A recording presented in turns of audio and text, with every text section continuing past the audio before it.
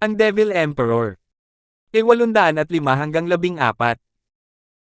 Ang mga pangalan ng mga tauhan ay galing lang sa mga name generator, kaya kung meron mang pagkakatulad sa mga totoong pangalan ng tao, lugar at pangyayari, ito po ay sadyang nagkataon lamang. Tinitigan ng matagal ang binata, bumulong si Ethan at napakamot sa ulo, nagkita na ba tayo? Bakit hindi ko matindaan? Kindstone? Sir Kindstone? Hindi mo pa ako nakikilala, pero ako nga pala. Nanginginig sa tuwa, lumapit ang binata kay Ethan at tiningnan ito nang may mga bituin sa kanyang mga mata.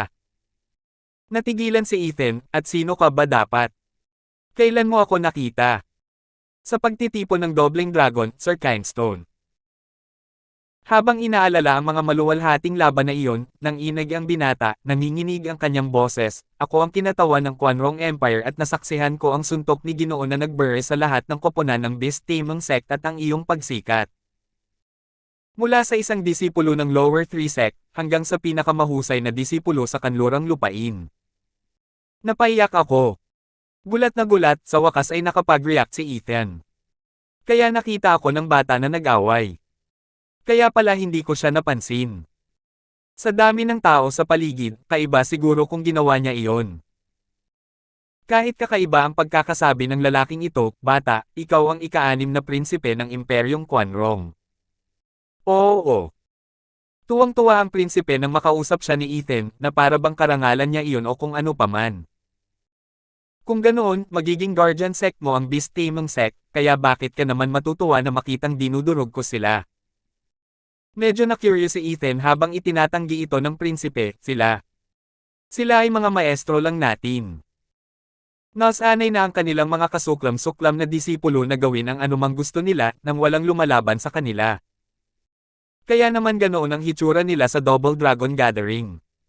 Wala silang kinalaman sa atin. Sa katunayan, ang suntok ni Sir Kindstone ay talagang nakatulong sa amin na maglabas ng sama ng loob.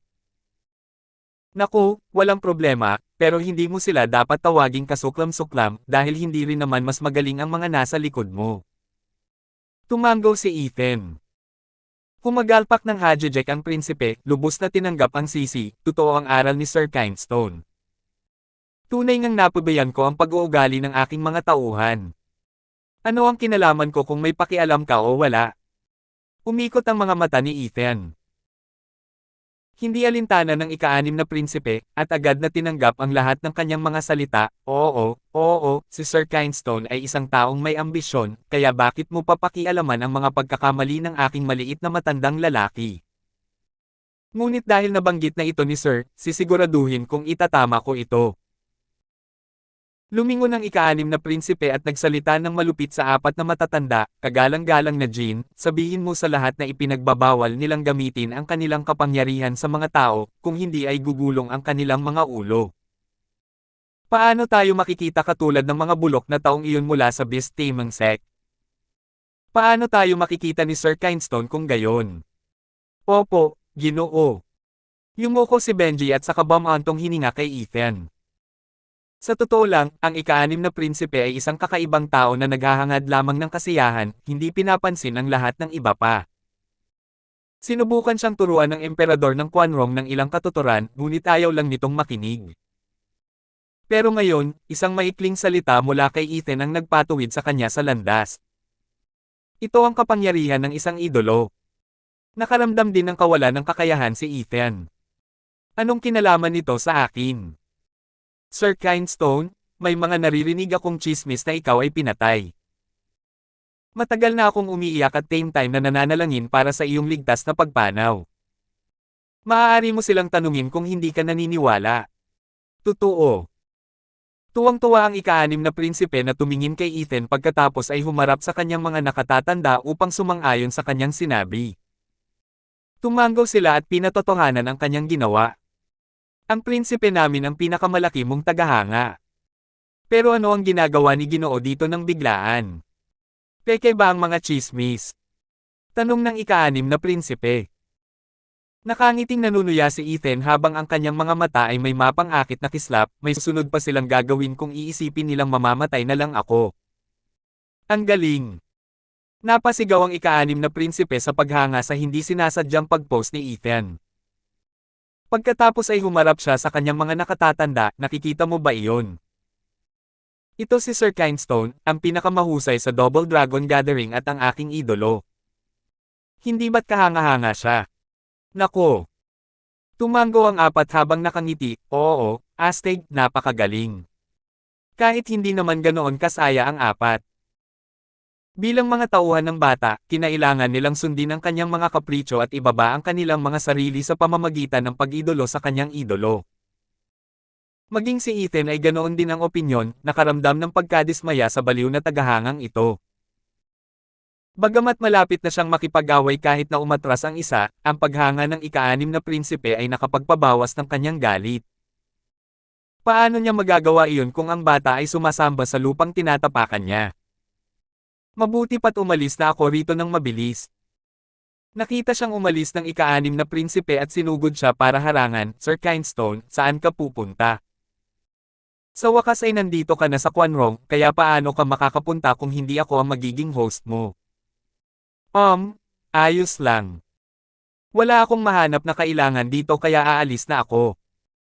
Tumawa si Ethan at nagpatuloy sa paglalakad. Nagniningning ang mga mata ng ika-6 na prinsipe habang nag-iisip, sa kanya sinabi, Sir Kindstone, ano po ang hinahanap ninyo? Kilala ko po ang lugar na ito, kaya hayaan ninyo akong tumulong. Ikaw. Tinaasan ni Ethan ang isang kilay, sinusuri siya. Siyempre, ang Whirlwind Tunnel, sa sobrang kakaiba nito, ay may malaking posibilidad na makuha ng ilang talagang mayayaman at makapangyarihang tao. Paanong walang nakakaalam nito? Ang batang ito ang ika-6 na prinsipe ng Quanrong na may bantog na lahi at nakakarinig ng maraming interesanteng impormasyon. Nagliwanag ang mga mata ni Ethan, magaling, sabihin mo nga sa akin, mayroon bang mga kahangahangang lugar dito, o mayroon bang malupit at nakamamatay? Kamangha-mangha. Tumigil ang prinsipe, saka pumalakpak, nandito ka ba para tamasahin ang aming kahangahangang lupain? Sa isang banda, pilit na sumang-ayon si Ethan. Mayroon bang mga partikular na tanawin tungkol dito? Ngumiti ang ika-6 na prinsipe, napunta ka sa tamang tao. Mayroon kaming mga tigang na lupain, pero hindi rin kami nagkukulang sa ilang magagandang tanawin. Ang aking bagong mansyon ay itinayo lamang sa paligid ng isang kamangha-manghang walang katulad. Masasabi mo pang ang paraiso ito sa lupa. Manggahas kong sabihin, wala kang makikitang katulad nito sa buong 5 lupain. Talaga. Ngumisi si Ethan. Tumango ng may pagmamalaki ang ika-6 na prinsipe, syempre, tiyak na nakawin ito sa akin ng mga makapangyarihan kung alam nila ito. Nakita ito ng amang imperial at gusto niyang magtayo ng palasyo sa tag-init, ngunit nilabanan ko siya at kinuha ito sa kanya. Akin lang ang kamangha-manghang iyon. Tatanungin ako ng amang imperial kung gusto niyang sumilip, hahaha. Sir Kindstone, ngayong nandito ka na, maghahanda ako agad ng piging. Sama-sama nating tamasahin ang kagandahan, habang may hawak na alak. Sayang naman yan. Pero na. Tuwang-tuwa si Ethan at hindi na makapaghintay na makarating doon. Isang malaking biyaya, dumating siya noong panahong nasa pinakamababang punto siya. Tumango ang ika-6 na prinsipe, habang nangunguna sa daan ng may maliwanag na ngiti. Isang karangalan at kagalakan ang gawin ang lahat para kay Ethan. Lumapit si Benji sa ika-6 na prinsipe bago pa sila makaalis, Prinsipe, sandali lang po. Nag-away kayo ni Elder Shi dahil sa isang babae at hiniling sa inyo ng kamahalan na makipagkasundo. Naiintindihan ko na ayaw ninyo siyang tanggapin sa inyong tahanan, kaya pumunta kayo rito. Pero kung aalis kayo, hindi ba ninyo papayagan si Elder Shi? Hindi natin siya maaaring hayaang sumabog sa galit. Bakit ko pa kailangang humingi ng tawad sa ahas na yon? Hindi nangyayari. Matigas ang ulo ng ika-6 na prinsipe, nakita ko ang babaeng iyon una at dumating ang ahas na iyon para agawin siya. Pinatay pa niya lahat ng tauhan ko. Ngayon gusto ng amang imperial na humingi ako ng tawad. Para saan? Walang kwenta ang isang dating elder ng Beast Taming Sect. Ang alam lang niya ay pumunta sa kabisera ng imperial ng Quanrong at maging kasuklam-suklam. kaya lang ako naghanda ng piging ay dahil pinilit ninyo akong gawin iyon. Nang makita ang ugali ng prinsipe, umiling si Benji, "Prinsipe, inggit lang yan sa isang babae. At wala ring kwenta ang mga gwardyang yan." At si Elder Shi ay isang ethereal stage expert na kahit ang kanyang kamahalan ay hindi kayang pakialaman. Kung hindi dahil sa pagpigil sa kanya ng Beast Taming Sect, papatayin din niya tayo. Kailangan mong humingi ng tawad at payapain ang kanyang galit. Sinabi mo rin na nawalan sila ng kapangyarihan sa Beast Taming Sect at hindi pa ito malaking problema. Kaya hayaan na lang natin na manatili itong ganito. Hindi at hindi. Itinuro ng ika-6 na prinsipe si Ethan sa kanyang galit, "Walang kinatatakutan si Sir Kindstone, mananalo ako sa Double Dragon Gathering ng mag-isa. Susundin ko ang kanyang halimbawa at hindi matatakot sa ahas na iyon. Sir Kindstone, pumunta tayo sa mansyon para uminom. Hayaan mong asikasuhin ng mga hanggal na ito ang ahas na iyon." Pinanood ni Ethan ang sitwasyon na lumala at hindi nag-atubili na hikayatin ang prinsipe na umalis. Wala siyang pakialam na masaktan ng isang eksperto sa ethereal stage na maaaring dumating balang araw para kunin ang buhay ng prinsipe. Naunawaan ni Benji ang kanyang balak at yumuko, "Sir Kindstone, ang ika-6 na prinsipe ay palaging sumasamba sa iyo. Ang balita ng iyong pagkamatay ay nagpaiyak sa kanya sa loob ng 3 araw. Totoo ang lahat ng ito. Maawa ka at huwag mong itulak ang Panginoon sa apoy. Kumbansihin mo siyang makipagkasundo kay Elder Shi. Tungkol naman sa kababalaghan, makikita mo rin ito maya-maya. O kaya naman ay dadalhin ko si Ginoo habang inaalagaan ng Panginoon ang panauhin." 806. Nag-isip si Ethan at tumango. Sa kabuuan, tagahanga ko ang bata. Bagamat wala akong balak na masangkot sa problema niya, hindi ibig sabihin noon ay dapat ko pang palalin ang sitwasyon niya. May magandang ideya ang matanda. Hayaan na lang ang amo ang humarap sa kanya at iba na lang ang magdadala sa akin doon. Dahil ang Whirlwind Tunnel ang hinahanap niya, ano ang naging pagkakaiba kung sino ang nagdala sa kanya doon? Bagamat maaaring sang-ayon siya, tutol ng prinsipe, hindi mangyayari. Si Sir Kindstone ay aking pinarangalan na panauhin. Kailangan kong gawin ang lahat ng aking makakaya upang matupad ang lahat ng kahilingan ni Sir Kindstone. Tungkol naman sa ahas na iyon, hayaan mo siyang mabulok ng walang pakialam. Galit na lumabas ang ika-6 na prinsipe. Nagkibit-balikat si Ethan at sumunod. Ngunit nang sandaling iyon, sumugod si Benji sa tabi niya at nagsalita, "Ginoong Kindstone, matagal ko nang naririnig na pinupuri ka ng prinsipe, ngunit kilala rin siyang labis na nagyayabang, lalo na tungkol sa mga taong gusto niya, nang walang katapusan. Kaya naman hindi ako naniniwala sa anumang sinabi niya tungkol sa iyo. Narinig mo mismo iyon, isang eksperto sa ethereal stage. Kung magagalit, pupunta siya sa kanyang kamahalan at hindi ito magtatapos sa kanyang anak na papatayin, kundi ikaw ang magiging dahilan ng kanyang pagkatalo. Para sa ika-6 na prinsipe at para sa iyong kaligtasan, hinihimok kita na kumbansihin siya na pakalmayan si Elder Shi at huwag hayaang sumiklab ang kanyang galit." Totoo, ang isang baliw na tagahanga tulad ng ika-6 na prinsipe ay talagang may kakayahan na gawin iyon. Ngumisi si Ethan, "Isang beses lang, hindi nagyayabang ang inyong Panginoon. Walang kwenta sa akin ang isang simpleng eksperto sa ethereal stage.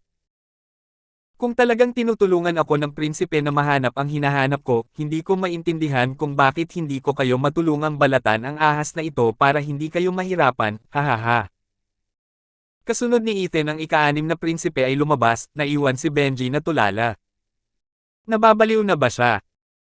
Gustong labanan ng isang 8th layer Radiant Stage Cultivator ang isang ethereal stage expert. Hindi nakakapagtaka na naging ganito kasuklam-suklam ang ika-6 na prinsipe nitong mga nakaraang araw. Ano pa ang silbi ng pangungopya sa isang idolo na tulad nito? Ipinikit ni Benji ang kanyang mga mata at nakaramdam ng sakit sa kanyang puso. Elder Jean, wala na ang ika-6 na prinsipe. Ano ang gagawin natin kapag dumating si Elder Shi? Kabadong tanong ng puting elder. Umiling si Elder Jean at bumantong hininga, "Masyadong matigas ang ulo ni Master at ang tanging magagawa lang natin ay tulungan siya. Sana lang ay tanggapin ito ni Elder Shi." Hindi rin niya dapat gustong palakihin ang sitwasyon, kaya't ipinatawag ng kamahalan ang Beast Taming Sect para kunin siya. Lumingon si Elder Jean sa mga taong natulala sa restaurant, bakit kayo nakatayo lang dyan? Hindi nyo ba narinig ang sigaw namin? Nakabok na kami dito. Sige, umalis na kayo. Tama. Yumuko silang lahat at tumakbo na parang hangin, at sa wakas ay nakatanggap na sila ng kapatawaran. Malapit na silang mawala ng buhay sa ilalim ng banta ng demonyo ni Ethan, nanginginig na parang mga dahon sa takot. Ngayong makakaalis na sila, labis silang natuwa na nakatakas sila ng ligtas. Bukod pa rito, nanumpa ang mga tao na hindi na muling totantong sa isinumpang restoran na ito. Iiyak sana ang pinuno ng restoran kung alam niyang bumagsak ang negosyo niya. Linisin ninyo ang lugar na ito at ihanda ang pinakamasarap na pagkain at inumin. Magkakaroon tayo ng handaan. Pinagmasdan ni Benji ang magulong lugar at sumigaw. Nagsimula ng magtrabaho ang pinuno ng lugar at ang waiter. Sa loob lamang ng 15 minuto, ang restoran ay nagmukhang bagong-bago. Narinig ang mabagal na mga hakbang at isang binata na may matatalim na mga mata ang lumapit sa lugar. Habang tinitingnan ito, lumungkot ang kanyang damdamin, kapag nadapa ka, gusto kang sipin ng lahat. Maaaring nagkamali ako noon at pinalayas ako ng sekta, pero isa pa rin akong eksperto sa ethereal stage, Dapat ay tinatanggap ako ng emperador. Pero ngayon, isang mabahong batang lalaki ang gumagamot sa akin sa kawawang kubo na ito. Nasaan ang paghingi ng tawad dyan? Elder Shi, kanina ka pa namin hinihintay. Sigaw ni Benji habang pinangungunahan niya ang kanyang 3 tauhan palabas ng restaurant para yumuko bilang pagbati. Malamig na tiningnan siya ni Elder Shi, anong ibig sabihin nito? Nasaan ang iyong Panginoon? Hindi ako tinatanggap ng batang iyon. Sige, huwag po kayong magalit, Kuya Shi. Pinunasan ng kanyang isang noo at dali-daling humingi ng tawad si Benji, masama ang pakiramdam ni Prince at hindi siya makakapunta, kaya pinaponte niya kami. Tama na. Boom! Hinaplos ni Elder Shi ang kanyang manggas at isang malakas na hangin ang humampa sa apat. Nag-iwan sila ng bakas ng dugo habang sila ay lumilipad. Naggalit ang mga ngipin ni Elder Shi, kayong apat, dapat ninyong ituwid ito, ang tanging dahilan kung bakit ko tiniis ang pang-iinsulto ng isang punk at pumayag sa piging ng paghingi ng tawad na ito ay dahil kay Quanrong Emperor. Pero dahil wala siyang pakialam, pinilit niya ako. Whoosh! Diretso siyang bumaril sa ere. Sumigaw ang grupo ni Benji, pupuntahan niya ang mansyon ng ika-6 na prinsipe. Nasa panganib ang prinsipe. Kagalang-galang na Jean, gamaan ang loob mo. Hindi ba't dadalhin ng prinsipe si Ethan sa isa pa niyang mansyon? Wala siya sa bahay ngayon.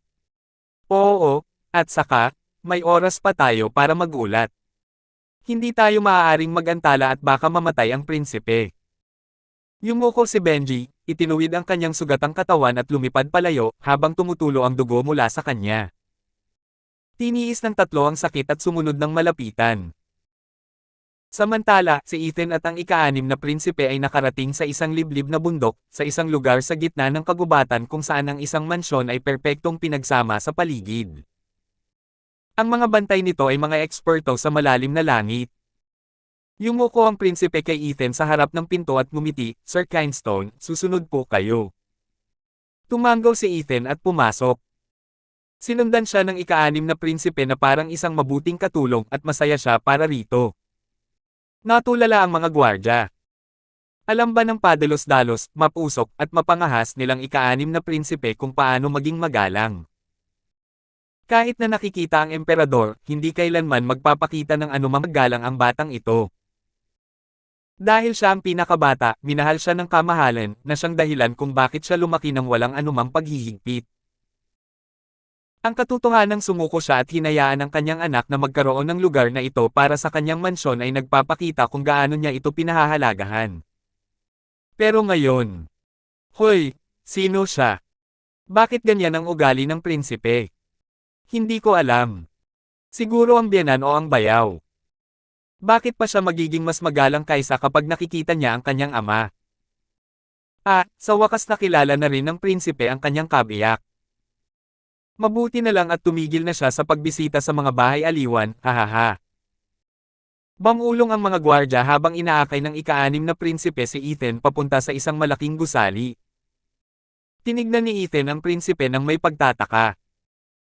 Nakangiting itinuro ito ng prinsipe, Sir Kindstone, ang karikta ng lupain ay maaari lamang matamasa sa tunay na kahulugan mula sa tuktok ng gusaling ito. Ah, talaga. Kumunat ang noo ni Ethan, pero hindi naman masyadong nag-alala. Dahil hindi lang basta-basta makikita ang wind tunnel, mas mabuting magpanggap na lang siyang panauhin. Kaya, dinala ng prinsipe si Ethan na may 18 palapag ang taas, sa isang eleganteng silid. Pagkatapos ay naglakad ang prinsipe papunta sa bintana at binuksan ito, hinayaan pumasok ang sariwang simoy ng mahalumigmig na hangin mula sa bundok. Sa kabila ng bintana ay isang 300 metrong talon. Ang napakalawak nitong patak ay parang bumababa mula sa langit. Natigilan si Ethan, at inikot ang kanyang matigas na mukha, ika-6 na prinsipe, ito ba ang tanawing sinasabi mo? Oo, hindi ba't kahanga-hanga?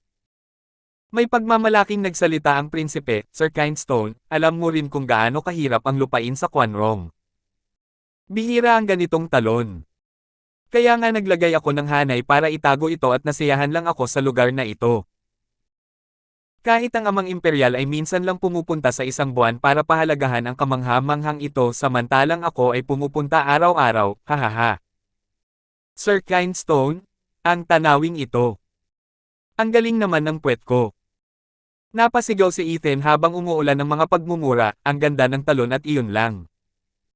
Marami pang katulad nito sa Titans. Sa tingin mo ba sinayang ko ang oras ko sa pagpunta rito para lang dito? Gusto ko ng lugar na may mga kakaibang pangyayari kahit sa mundong ito. Parang ang pagpasok pero hindi makalabas, o isang lugar kung saan ang pagmumuni-muni sa isang araw ay katumbas ng 10 taon. Ang ika-6 na prinsipe ay mukhang isang tuta na nasaktan at nakayuko ang ulo, pero, hindi ba't sinabi mong pumunta ka para makita ang tanawin ni Quanrong? Ito ang pinakamagandang lugar na aming mahahanap. Ayos lang, mali ako rito dahil hindi ako naging malinaw. Mukhang wala kay Quanrong ang hinahanap ko. Aalis na ako. Bamantong hininga si Ethan at tumalikod. Sumugod ang ika-6 na prinsipe para pigilan siya, teka, Sir Kindstone. Ang aga mo namang umalis. Kahit ilang araw lang, magstay ka muna. Hindi na, salamat na lang. Mukhang walang silbi ang sketch. Maghahanap na lang ako sa ibang lugar. Teka lang. Sumigaw ang prinsipe, sabi mo gusto mong makakita ng mga kakaibang lugar. Aba, may ganoong lugar si kuya. Dadalhin kita doon. Kapatid mo. Opo, ang aking nakatatandang kapatid, ang prinsipe ng korona ni Quanrong. Tumango ang ika-6 na prinsipe, ang kanyang mga mata ay nagniningning sa pag-asa. 807. Tumango si Ethan pagkatapos ng ilang sandali, sige, puntahan natin ang kapatid mo. Tumalo ng ika-6 na prinsipe, lumapit kay Ethan at akmang aakayin ito na parang isang batang labis na nasa sabik. Tumawa si Ethan. Siya talaga ang pinakamagaling kong tagahanga. Ganoon ba siya kasaya na kasama ako? Ika-6 na prinsipe, tumakbo ka.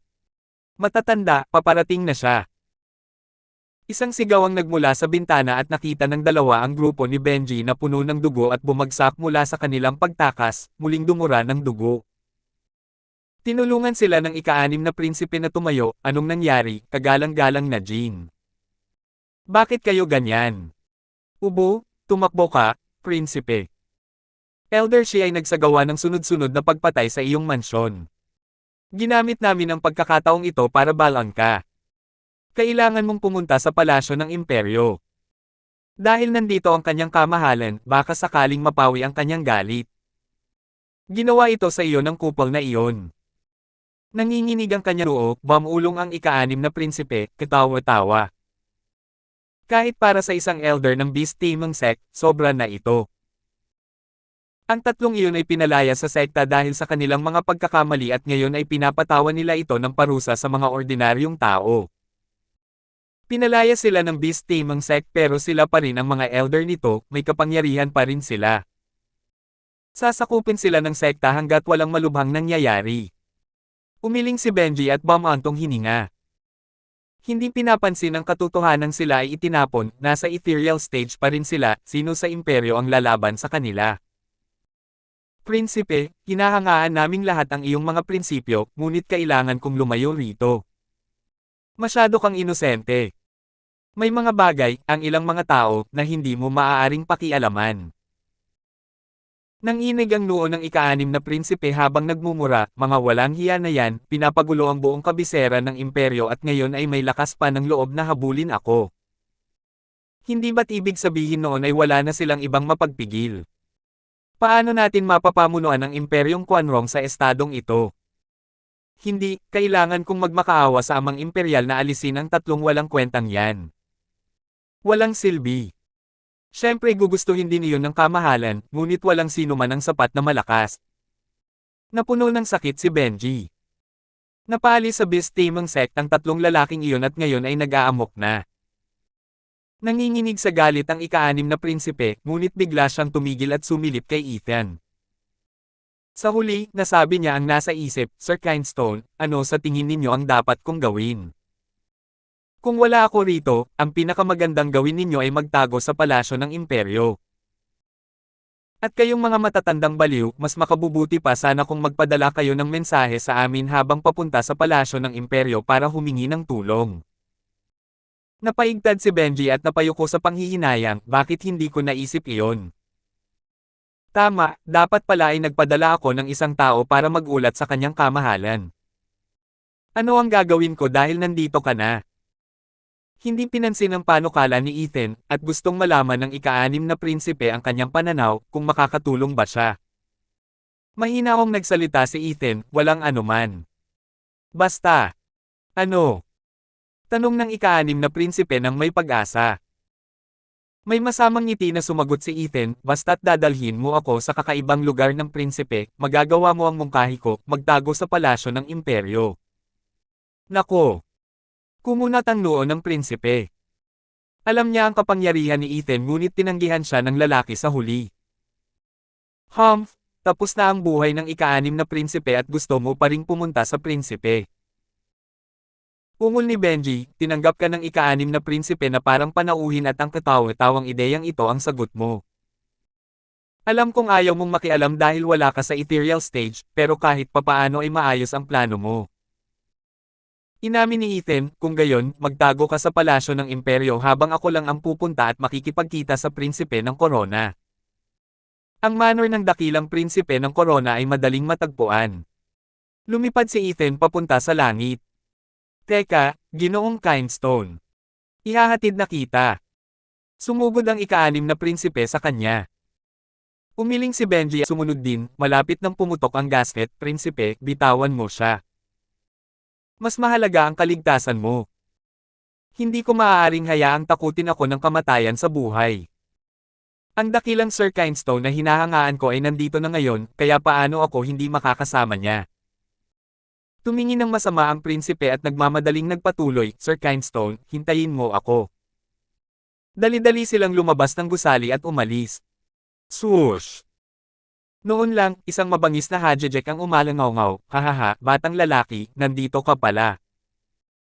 Nasaktan mo ako at labag sa aking panghuhusga, nagpasya akong pakinggan ang iyong ama na hayaan kang humingi ng tawad. Pero pinatawad mo pa rin ako. Humph, kahit magmakaawa pa ang emperador para sa iyo, hindi ka pa rin nito may iligtas. Naku, naabutan ka rin pala ni Elder Shi. Bakit ang aga-aga? Nagmadali si Benji para protektahan ang prinsipe. Lumutang pababa ang eksperto sa ethereal stage, nakatingin sa apat na nakatatanda ng may pilit na ngiti, mga radiant stage cultivator lang. Hindi mo ba alam ang kinatatakutan ng mga eksperto sa ethereal stage? Ika-6 na prinsipe, ngayon ang araw na ikaw, ha? Tiningnan ni Elder Shi ang seryosong mukha ng prinsipe ngunit huminto ito. Kumunat ang noo niya na parang nakita niya ang kanyang pinakamatinding kaaway, ikaw. Nakatitig si Elder Shi kay Ethan sa tabi ng prinsipe. Sandaling tumigil si Ethan, lumingalinga sa paligid, ngunit wala siyang nakitang kahit sino. Tumigil ka na sa pagkukunwari. Kinakausap kita. Naikuyom ni Elder Shi ang kanyang mga dibdib, ang kanyang mga matang namumula ay nakatitig kay Ethan habang sumasabog ang kanyang galit. 8 taon na ang lumipas at ngayon ay muli na kitang makikita. Nagkamot ng ulo si Ethan at nagtanong, nalilitong, magkakilala tayo. Alam mo, hahaha, hindi lang yan. Kung hindi dahil sa'yo, halimaw, hindi sana ako pinalaya sa sekta at namuhay ng miserable ng ganito. Umungol sa kalungkutan, ang mga mata ni Elder Shi ay nagpapakita lamang ng puot, mas maraming gabi akong binangungot kaysa sa mabilang ko tungkol sa puting buhok at mga matang iyon. Sumumpa ako na hindi ko malilimutan ang sakit na idinulot mo sa akin. Naguluhan si Ethan, ano ba ang problema mo sa akin? Bakit hindi kita maalala? Sino ka ba talaga? Hahaha, ang dali mo namang makalimutan, pero natural lang naman yun dahil binago ko na ang hitsura ko. Natatawang sabi ni Elder Shi, Brat, naaalala mo pa ba ang digmaan 8 taon na ang nakalilipas sa Titans? Sinira mo ang katawan ko. 8 taon, dinala ko ang kahihiyang iyon sa loob ng 8 taon. Dahil nasira ang katawan ko, kahit na nakakuha pa ako ng bago, tumigil ang aking cultivation. Noong maaari ko sanang maabot ang ika-5 patong ng ethereal stage ngunit ngayon ang ika-2 patong na lang ang kayang payagan ng katawang ito. Ngunit hindi ito ang dahilan ng pagpapatapon sa sect leader. Ito ay dahil sa pagkatalo sa digmaang iyon at pagpapahintulot sa demon scheme ng sect na hawakan ang patunay ng aming pagkakasangkot. Ang 2 pang sekta ay pinilit ang aming sekta na magbayad ng mga spirit stone na ginagawa kaming kriminal. Mula ngayon, nasira ang landas ko, iniwan din ng sekta. Kasalanan mo ang lahat ng ito. Sinira mo ang buhay ko. Brat, ngayong nagkita na tayo, wawakasan ko na ang lahat ng sama ng loob ninyo ng ika-6 na prinsipe. Hindi pinansin ng huni, pumikit si Ethan habang nag-iisip sa kabumulalas, aba. Nagtanggal pala ng balat ang malaswang ahas na yon. Halos hindi ka na niya nakilala roon. Hihihi, Sir Kindstone, mukhang sangkot ka na ngayon. Hindi ka maaaring tumabi. Tuwang-tuwa ang ika-6 na prinsipe. Nagulat ang 4 na matanda. Ano pa ang silbi niya kung sasali siya?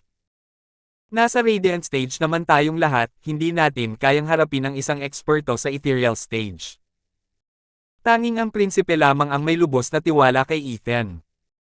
Kinamot ang ilong ni Ethan at tumango, oo, hindi ko naman kayang mag-atubiling harapin ang mga kalaban ko, di ba? Dahil, minsan na akong nagdusa dahil dyan. Kumislap ang mga mata ni Ethan sa lamig at uhaw sa dugo. Nang inig si Elder Shi sa di malamang dahilan, pakiramdam niya ay may halimaw na nakatingin sa kanya at nagpapadala ng matinding takot sa kanyang mga buto. Pero pagkatapos ay umiling siya para mawala iyon. Walang paraan. Isa lang siyang Radiant Stage Punk. Paano niya ako magagawang takutin? Boom! Bago pa niya maintindihan ang lahat, isang pagsabog ang umalangaw-ngaw. Isang puwersang walang katulad ang tumama kay Elder Shi, sa malaking gusali sa likuran niya at pagkatapos ay huminto sa malaking talon kung saan ito sumabog.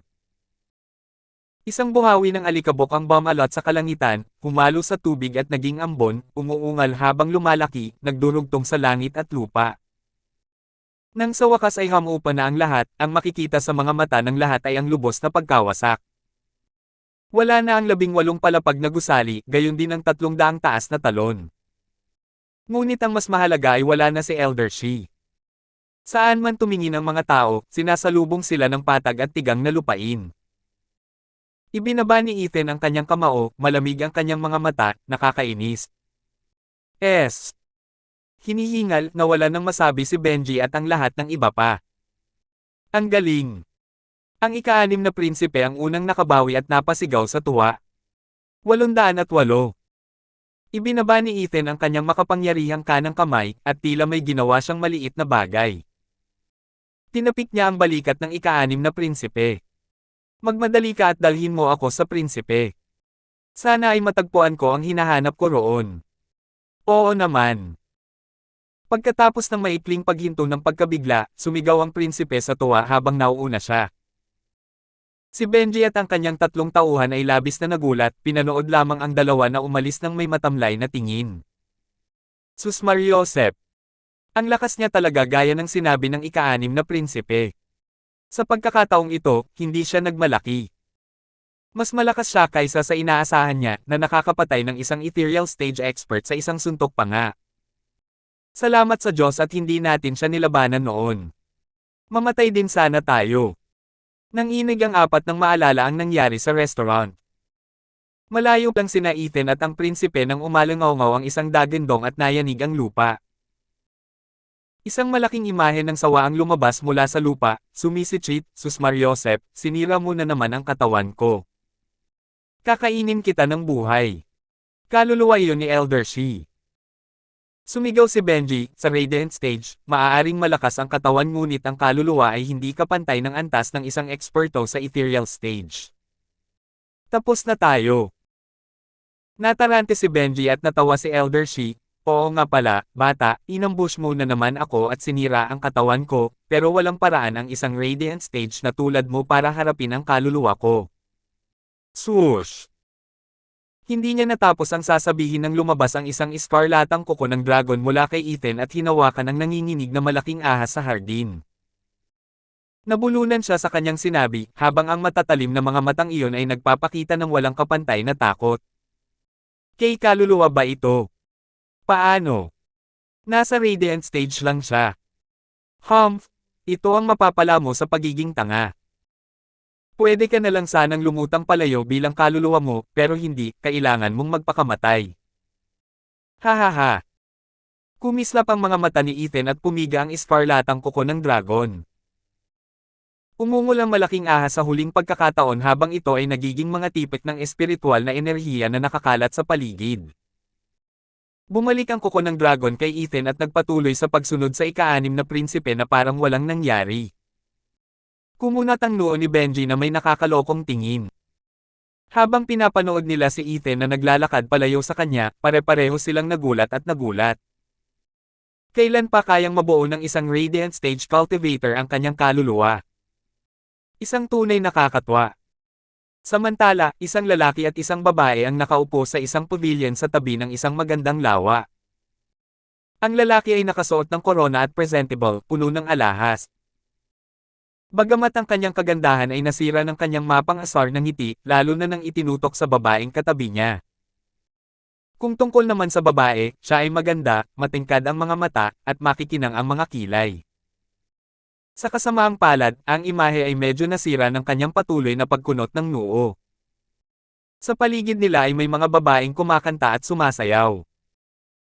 Ngunit habang nagpapatuloy ang malaswang musika at mapang-akit na sayaw ng mga kababaihan sa kanilang manipis na kasuotan, si Rebecca, ang anak na babae ng mataas na commander ni Quan Rong, ay kinagat ang kanyang labi. Ngumisi ang lalaki, ang isang kamay ay kumapit sa baywang ng isang babae, ibinuka ang kanyang bibig at hinayaan ang malambot nitong daliri na pakainin siya ng mga prutas. Minsan, hindi lang mga daliri ang dala. Paminsan-minsan ay tumawa ng nakakainis ang lalaki, puno ng pagnanasa. Nasusuklam si Rebecca dito, ngunit wala siyang magawa laban dito. Inipon ni Rebecca ang lahat ng kanyang lakas ng loob para magtanong, Corona Prinsipe, posible bang palayain ang aking kapatid? Siya! Tinaasan ng lalaki ang kilay, sa harap ng buong bansa, sinuntok niya ako. Paano ko siya hahayaang makawala matapos ang tahasang pagbaliwala niya sa awtoridad? Ikinuyong ni Rebecca ang kanyang mga kamao at lalong kinagat ang kanyang labi, mali ang kapatid sa pagtama sa kamahalan, ngunit ginagawa niya ito para protektahan ako. Kasalanan ko ang lahat ng ito. Sana'y ikonsidere ng kamahalan ang buong pusong paglilingkod ng pamilya tuob kay Quan Rong at palayain agad ang aking kapatid. Hinding-hindi malilimutan ni Rebecca ang ginawa ng kamahalan. Hindi mo naman sinabi. Pinagmasdan ng prinsipe ang kanyang magandang figure at ngumiti ng may pagnanasa, hindi ko kailangan ng ganoon katagal, sapat na ang pag-aalaga sa akin habang buhay, hihihi. Kamahalan. Sigaw ni Rebecca at napaiwas ng tingin nang makita ang malaswang tingin nito sa kanya. Nanginig ang babae habang nagsasalita, mag-ingat ka po, kamahalan. Itinapon ang dilag sa kanyang mga bisig, ang prinsipe ng korona ay nainas, at malamig na nagsalita, Rebecca Teller, huwag mo akong paglaruan. Magpasalamat ka na may oras akong nasasayang sa iyo. Matagal ng isang mabuting pamilya si Teller ngunit mula nang matalo ka 8 taon na ang nakalilipas, na nagdulot ng malaking pinsala sa imperyo, kayo na ngayon ay mga kriminal. Hindi pinatay ng amang imperial ang matandang si Tyson at ibinaba lamang ito sa ranggo bilang kapitan ng mga gwardya. Ito ay sapat na pasasalamat para sa lahat ng kanyang serbisyo. Naging posible ang lahat ng ito dahil nakiusap ako sa iyong kaso. Ano sa palagay mo ang mangyayari kung hindi ko ginawa? Huhuberin ka ng lahat at bibitayin. Nakayuko si Rebecca habang nakayuko ang ulo. At anong ginagawa mo? Humph! Nagpatuloy ang prinsipe ng korona sa kanyang pag-uyam, mga walang utang na loob. Hiniling ko pa nga ang kamay mo pero tinanggihan pala ng matandang Tellercoat na iyon ang aking mabait na kilos. Akala ko nagising na ang isip niya ng personal niya akong bisitahin pagkatapos, pero humingi lang siya ng tulong sa akin. Ang Elder Shi na iyon ay nakatuon na sa iyo simula pa noong digmaan sa Titans. Ang kanyang kaluluwa ay tinubos ng sekta kaya gusto na ngayong gamitin ng matandang iyon ang pangalan ko para pigilan ang mga ugali ni Elder Shi. Bilang aking magiging kerida, kung may isang sektang pinalayas na humawak sa iyo, kahit isang eksperto sa ethereal stage, magbabayad pa rin siya para dito. Nanginginig ang buong katawan ni Rebecca, tahimik na yumuko. Naglakad ang prinsipe sa harap niya ng may matigas na mukha, tinanggap ko na ang pagiging kalasag mo, pero hanggat akin ka. Hindi ka kailanman gagalawin ng matandang ulilang iyon. Pero hindi mo lang alam kung kailan ka susuko. Sinasabi mong gusto mo akong makasama para lang maantala ang kasal. 8 taon na ito. Itinuturing mo ba akong isang hanggal na ginagamit mo para sa sarili mong kasiyahan? Patawarin mo ako, kamahalan. Napaigtad si Rebecca habang naluluha. Habang nakatingin sa magandang mukha nito nang may tila walang buhay na tingin, hinaplos ng prinsipe ang malambot nitong pisngi. Habang nanginginig ito, nagniningning ang mga mata nito sa pagnanasa, sumisigaw, hindi ko kailangan ang iyong paghingi ng tawad, ikaw ang gusto ko. Inihagis ng prinsipe ang kanyang sarili sa kanya at niyakap siya, nais siyang agawin ng sapilitan. Hindi, kamahalan. Nagpumiglas at humagulgol si Rebecca. Sa huli, kinailangan niyang gamitin ang kanyang yuan chi para ihagis ito. Binasag niya ang 4 na halijing bato at humagulgol sa sakit. Ang prinsipe ng korona, sa kanyang magarbong kasuotan, isang eksperto sa profound heaven na lumaki sa ilalim ng mga taluktok, ay kakatapon lang sa lupa ng isang batang babae sa ika-8 patong. Ang kanyang walang katapusang pagnanasa ay sum-aid sa kanyang katawan ng lahat ng kapangyarihang magpapaangat sa kanyang cultivation. Kabaligtaran siya ni Ethan. Bagamat natatabunan ng lakas ni Ethan ang kanyang cultivation, ang kay Crown Prince ay walang iba kundi isang walang laman na balat, mas masahol pa sa isang mayamang lalaki. Nang mahawakan niya ang kanyang sumasakit na katawan para makatayo ng tuwid, nagalit ang prinsipe, ay ikaw. Kamahalan, hindi po sinasadya. Nang inig si Rebecca, halos maiyak na. Hinihingal na parang hayop, angal ng prinsipe, mayroon kang karangalan na maging aking kerida, higit pa sa mga babaeng maalay na iyon. Ngunit sa loob ng 8 taon na ito, kahit hindi ako nag-asawa, hindi kita nahawakan kahit minsan. Nang sinubukan kong lumapit, sinuntok ako ng iyong kapatid at ngayon ay ginagawa mo ito. Ikaw ang aking kerida, ngunit napipilitin akong mapunta sa iba. Hindi, kamahalan. Makinig po kayo. Tama na. Sumigaw ang prinsipe ng korona sa galit, mga gwardya, dalhin ninyo ang Kaden na iyan. Opo, Ginoo. Sa kanyang utos, umalis ang ilang lalaki upang buhatin ito. Di nagtagal ay nagpatawag sila ng isang lalaking nakatali at pamilyar sa kanila. Mukha siyang magaspang base sa bagbog na mukha, bagaman malinaw pa rin sa kanyang mga katangian na siya si Kaden, ang nag-iisang anak ni Commander Tyson. Ngayon lang, ang batang commander ay kawawa dahil nawala ang kanyang kabayanihan sa himpapawid ilang taon na ang nakalilipas. 800. Kapatid. Nakita ni Rebecca ang kanyang kapatid na dumanas ng pagpapahirap sa ilalim ng prinsipe at ang kanyang puso ay nasasaktan, kasabay ng mga luha sa kanyang mga mata. Sumigaw si Kaden, ate, anong ginagawa mo rito? Takbo.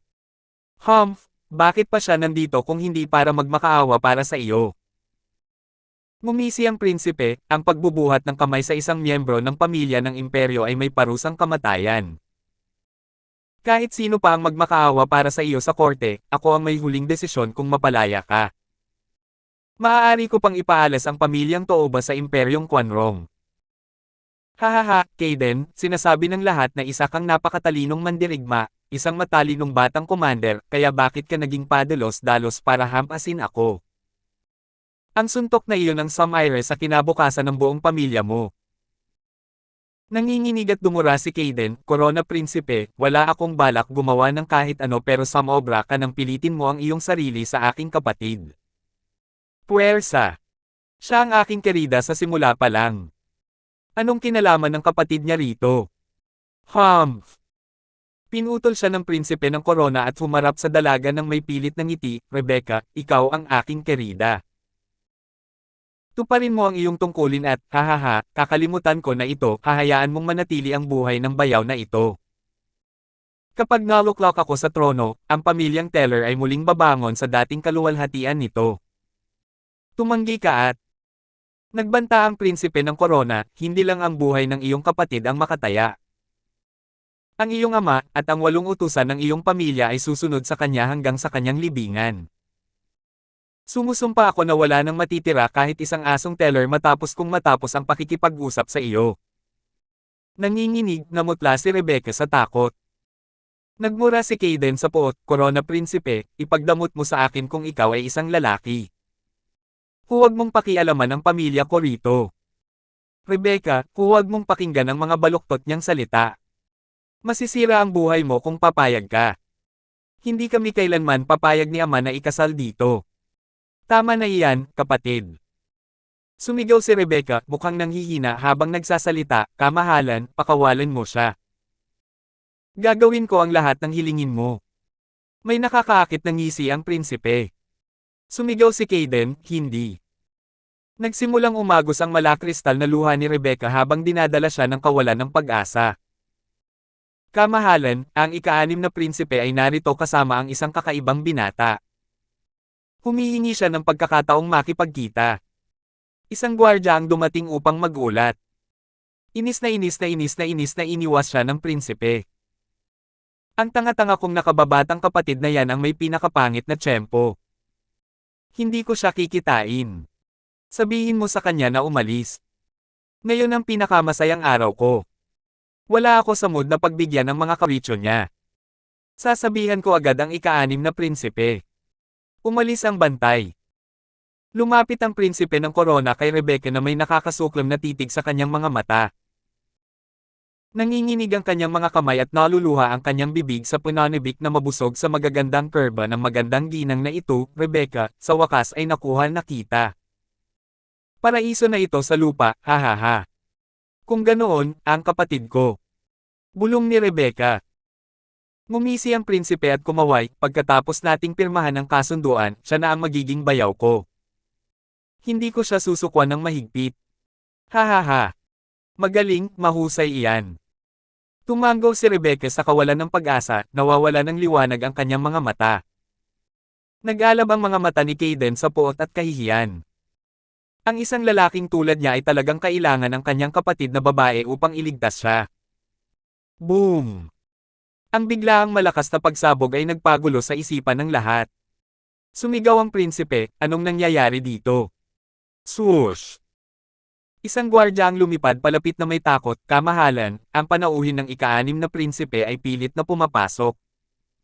Ano? May plano ba ang kapatid na magrebelde para lang makapasok sa bahay ko? Galit na galit ang prinsipe, anong ginagawa mo dyan? Kunin mo ang mga lalaki at hulihin mo sila. Tauian mo siya at dalhin dito. Ipapaayos ko sa amang imperial ang problema niya. Diyos ko, masyado siyang pinapalaki ng amang imperial. Nang ahas pa siyang pasukin ang bahay ko. Nag-aalangan ng gwardya, kamahalan, ang panauhin ng ika-6 na prinsipe ay masyadong malakas. Hindi na natin siya mapigilan. Patay na ang lahat ng mga lalaking pinaponte natin.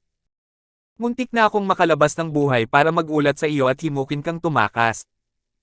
Malapit na nila tayong maabyutin. Boom! Naputol ang kanyang mga salita nang may dumadagindong na pagsabog mula sa likuran na nagpadala ng isang malakas na bagyo ng alikabok sa paligid.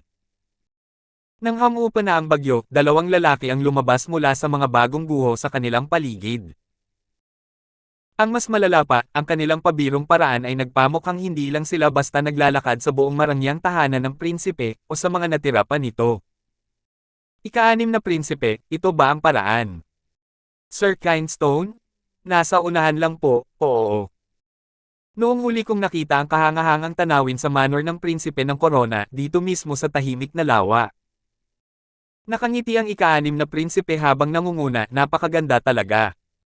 Gusto ko rin ang manor na ito, pero ayaw pumayag ng kuya ko.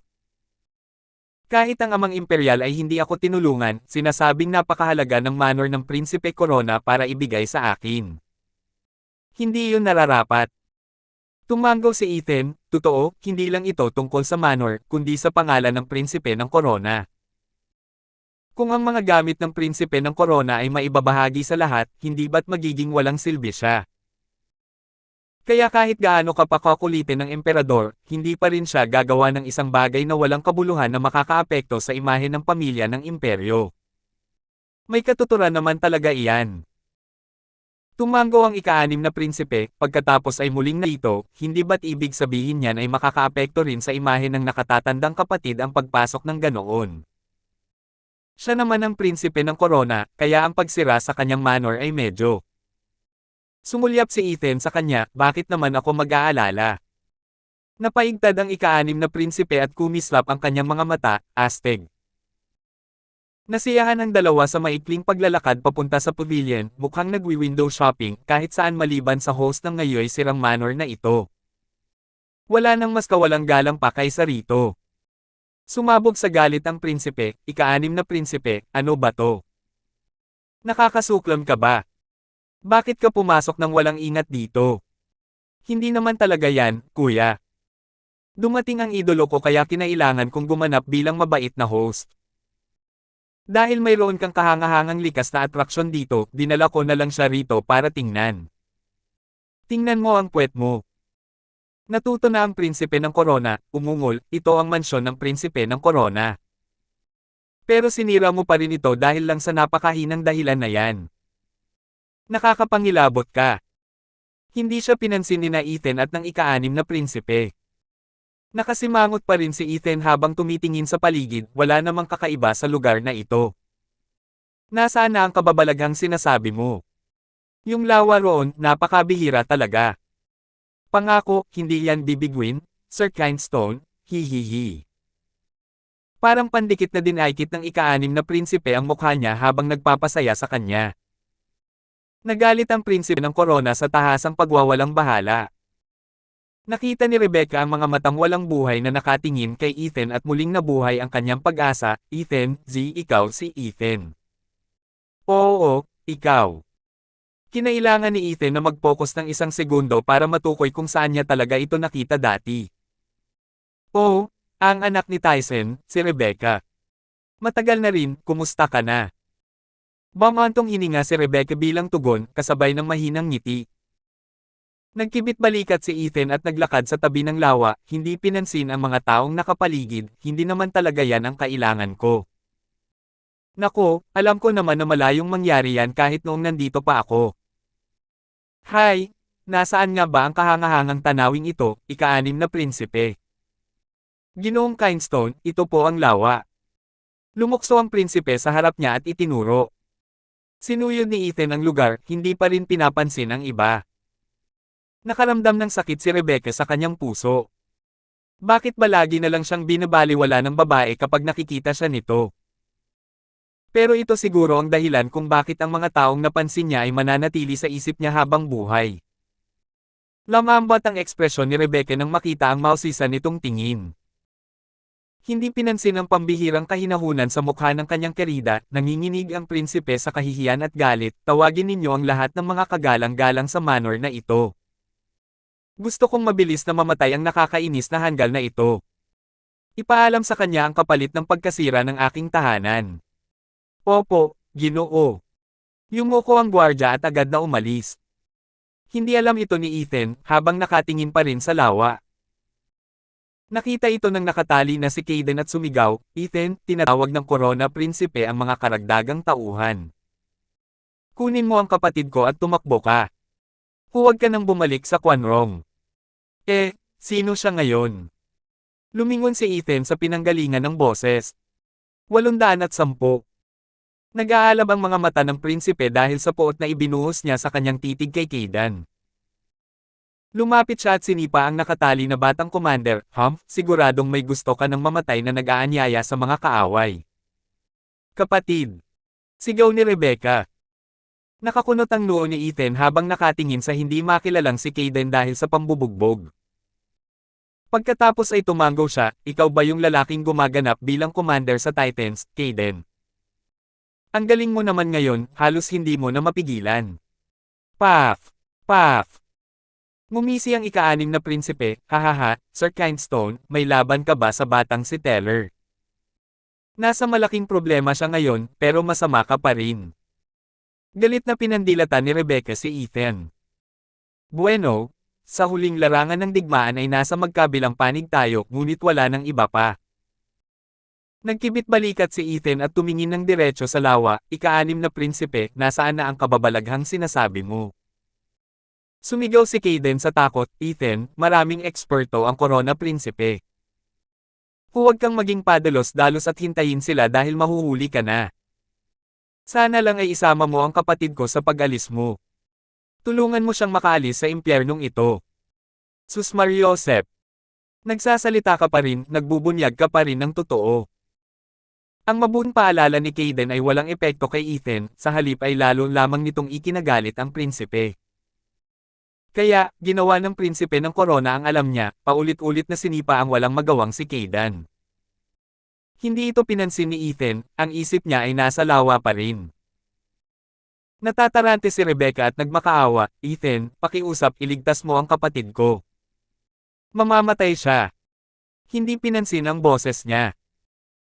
"Ethan, binubugbog ang kapatid ko dahil sa pagpapalam niya sa iyo at tatayo ka lang dyan." Naluluha si Rebecca, lalong tumindi ang tono ng kanyang boses, "Wala kang utang na loob." Sumulyap si Ethan, "Walang utang na loob. Inutusan ko ba siyang gawin yun? Nararapat lang sa kanya ang sinasabi niya." Gumanti ng kagat si Ethan. Lalo lamang nagalit si Rebecca, ngunit ang tanging nagawa niya ay tumitig habang binubugbog ng prinsipe ang kanyang kapatid. Ika-6 na prinsipe, napakasimple lang ng lawa. Hindi mo ako pinaglalaroan, di ba? Pagkatapos ng huling tingin sa tubig, binigyan ni Ethan ng malamig na tingin ang ika-6 na prinsipe, habang ang malungkot na alulong ni Kaden ay naririnig sa malayo. Malabo ang ngiti ng ika-6 na prinsipe, "Hihihi, kailangan mo na itong matrigger." Anong gatilyo? Nagliwanag ang isip ni Ethan. Nakaturo sa brutal na prinsipe, ngumisi ang ika-6 na prinsipe, sa pamamagitan ng paghahagis ng mga buto ng Snow Lotus, isang sangkap ng tableta para sa ika-6 na baitang na tumutubo lamang sa Wulares Snow Peak ng ating Quanrong, ay tiyak na magkakaroon ng reaksyon. Ang mga butong iyon ay tanging ang nakatatandang kapatid lamang ang mayroon. Koronadong prinsipe. Kumislap ang mga mata ni Ethan. Pero, sumunod ang ika-6 na prinsipe nang nakakunot ang noo, maliit ang kapatid at hindi niya kailanman gagamitin ang mga buto ng Snow Lotus kapag tinatanong. Ang tanging mga pagkakataon na inilalabas niya ang mga ito ay kapag pista opisyal o kaarawan ng ama ng imperyo. Sir Kindstone, ano ang plano mong gawin?" Naglakad si Ethan papunta sa prinsipe at hinawakan ito sa kalagitnaan ng pag-indayog. Gulat na gulat ang prinsipe ng Corona at galit na tumingin kay Ethan. "Ano sa tingin mo ang ginagawa mo? Plano mo bang iligtas ang traidor na ito?" Syempre gagawin mo, dahil nasa iisang panig lang kayo." Sinabihan ka pa niya ngayon. Akala mo talaga kaya mo siyang iligtas at umalis? Sandali lang. Umiling si Ethan, "Kamahalan, kahit pabugbugin mo pa siya hanggang mamatay, problema mo na yan. Wala akong kinalaman doon." Sinaman siya ng tingin ni Rebecca, ang pag-asa niya noong nahawakan niya ang prinsipe ay napalitan na ngayon ng puot. Pinagbintang din ng prinsipe ng korona si Ethan dahil sa takot at lalong naglakas loob. Humph, bulok na punk, nagmamakaawa ka ba? Humph, sayang naman. Kapag dumating ang aking mga kagalang-galang, aalis kayong lahat sa lugar na ito na parang mga bangkay.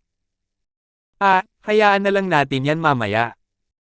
Kalmado si Ethan habang nagsasalita, kailangan ko lang ng buto ng Snow Lotus mula sa iyo. Gusto kong makita kung anong kamangha-manghang tanawin ang nakuha mo rito. Butil ng Snow Lotus. Nanunuya ang prinsipe ng korona, gusto mo bang makita ang kagandahan ng kamangha-manghang ito? Hahaha, ito ang patunay ng swerte ni Quanrong at tanging ang pamilya ng imperyo lamang ang maaaring magpahalaga sa kagandahan nito. Boom! Ipinitik ni Ethan ang kanyang kamay at inihampas ang kanyang ulo sa isang kalapit na halijing bato. Ang maselang bahagi ng mukha ng prinsipe ay nabahira na ngayon ng dugo at maging ang ilang ngipin ay natanggal. Ganito na lamang ang pagbagsak ng isang kilalang figure sa isang kakilakilabot na nilalang na nagmumukhang mas malala pa kaysa sa bogbog na si Kaidan. Gulat na gulat ang lahat nang malaman nilang napakabangis pala ni Ethan sa prinsipe. Inikat ni Ethan ang ulo ng prinsipe at malamig na nagsalita, ang buto ng Snow Lotus. Huwag mong isipin. Paparating na ang mga tauhan ko. Boom! Bumalik si Ethan sa paulit-ulit na pakikipagtagpo sa mukha ng prinsipe ng korona sa isang matigas na bato. Nang sa tingin niya ay sapat na ito, inilapit niya ang prinsipe ng korona na hindi makilala ang mukha nito. Ang buto ng Snow Lotus. Tanong ni Ethan. Ay ikaw. Bam! Ang buto ng Snow Lotus. Bam!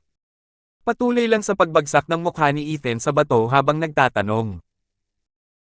Maaaring iniisip ng prinsipe ng korona na isa siyang malaking tao sa pamilya ng imperyo, ngunit binugbog pa rin siya ni Ethan hanggang sa mapaiyak ito.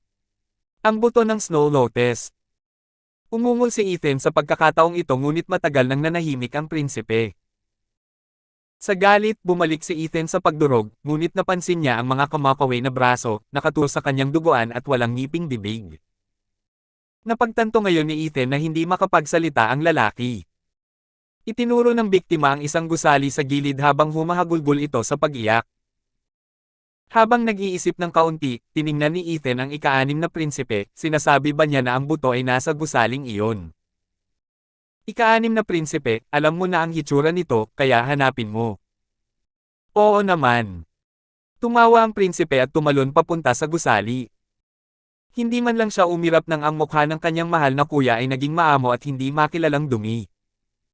Isa siyang masamang bata.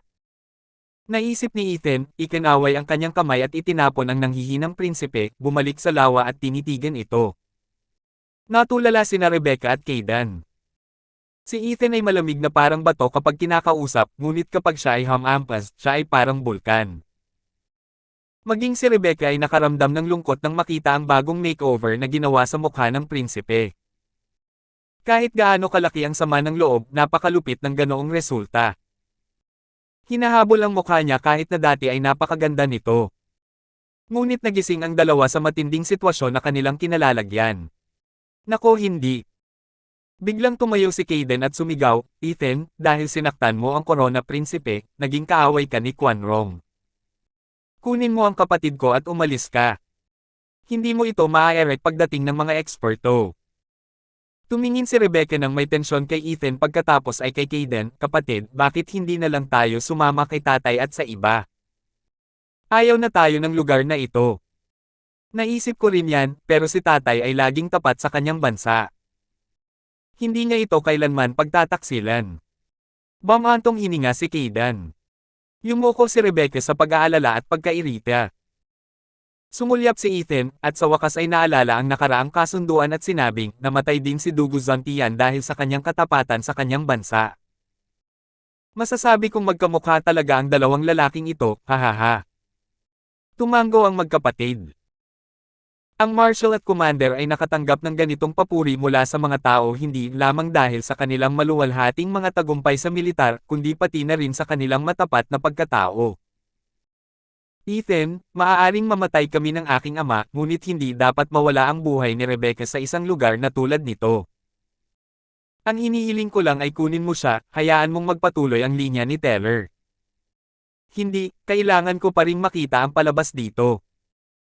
Muling nagmakaawa si Kaden kay Ethan ngunit tumanggi si Ethan, at ang dahilan nito ay lalo lamang nagparamdam sa kapatid na walang magawa.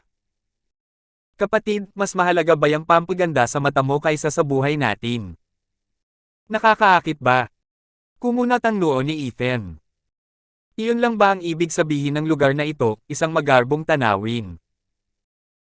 Isang tawa ang Samaire sa kanyang konsentrasyon, hahaha, sa tingin mo ba ay makakaalis ka na lang pagkatapos mong sirain ang bahay ng Crown Prince? Isasama mo ba kami para sa mga props? Siyam na makapangyarihang enerhiya ang nakapalibot sa lugar habang lumitaw sa harap nila ang mga elder. Nako, nandito na ang siyam na kagalang-galang ng manor ng Corona Prinsipe. Nasa ikawalo o ikasyam na patong sila ng Radiant Stage, at apat pa nga ang nasa tuktok. Mapahamak tayo. Sigaw ni Kaden. Naikuyom ni Rebecca ang kanyang mga kamao na mamasa-masa habang si Ethan ay nakasimangot. Hindi dahil sa mga matatanda, syempre, kundi dahil napunta na naman siya sa maling lugar. 811. Whoosh! Siyam na matandang lalaki ang dumating na may malupit na tingin sa tatlo. Kabilang sa kanila, isang lalaking may kalat-kalat na buhok, ang pinakamalakas, ang lumapit at dumura, malamang ay gusto mo nang mamatay para sirain ang manor ng Crown Prince. Nasaan ang kanyang kamahalin? Nako! Nanlumo si Kaden, ramdam ang pawis na tumutulo sa kanyang gulugod. Ang lalaking ito lang ay sapat na para harapin sila, isang peak Radiant Stage expert. Sa loob ng ilang taon, dapat ay isa na rin siyang tunay na eksperto sa Ethereal Stage, at magiging isa sa mga alamat ng imperyo, isa sa mga pinakamahusay. Dahil nandito siya, wala nang pagkakataong makatakas ang tatlo. Bamantong hininga si Kaden sa madilim na tanawin, nawawala na siya ng pag-asa. Iniisip ko kung ang biglaang pagdating ni Ethan ay isang biyaya o isang sumpa. Malaya ang kapatid niyang babae sa ilalim ng pamamahala ng prinsipe ng Corona sa ngayon simula nang makialam si Ethan, ngunit ngayon ay papatayin ang pamilyang Teller dahil sa agresibo niyang pagtrato sa prinsipe ng Corona. Maaari pa nga silang tawaging mga traidor. Naunawaan ni Rebecca na nasa malubhang panganib sila at ang kanyang mga mata ay nakatingin pa rin ng may pagmumuni-muni sa isang medyo walang malay na si Ethan. May tinatanong ako sa iyo. Nasaan ang kanyang kamahalin? Nang makita silang tahimik, umungulang matanda. Napailing si Kaden, nahihirapang magsalita. Itinuro ni Rebecca kung saan nakahiga ang prinsipe ng Corona ng may malamig na mukha, doon. Iniisip ko kung nakikilala mo pa rin siya. Si Prinsipe Corona yan. Napasinghap silang lahat sa humahagulgol at nakakapangilabot na halo-halong mga katangian na halos hindi na nagpapahiwatig ng kung ano talaga ang dating anyo. Ang kanilang elegante at gwapong prinsipe ay nauwi na sa ganito na bagay. Namamaga ang mga matang iyon, ang ilong ay parang bangin, at ang dating malinis na pustiso ay naging madugong butas.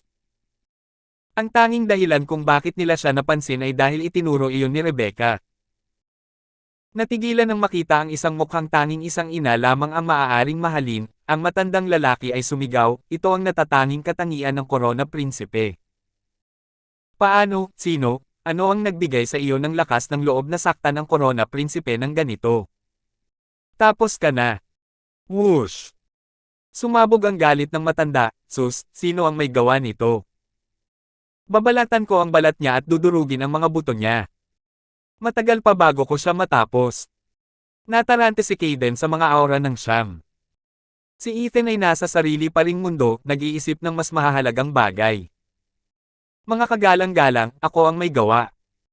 Kung gusto niyong pumatay ng tao, patayin ninyo ako. Naglakas loob si Rebecca at nagpahayag. Umiyak si Kaden, ate. Ayos lang. Pinutol siya ni Rebecca, kasalanan ko ang lahat ng ito.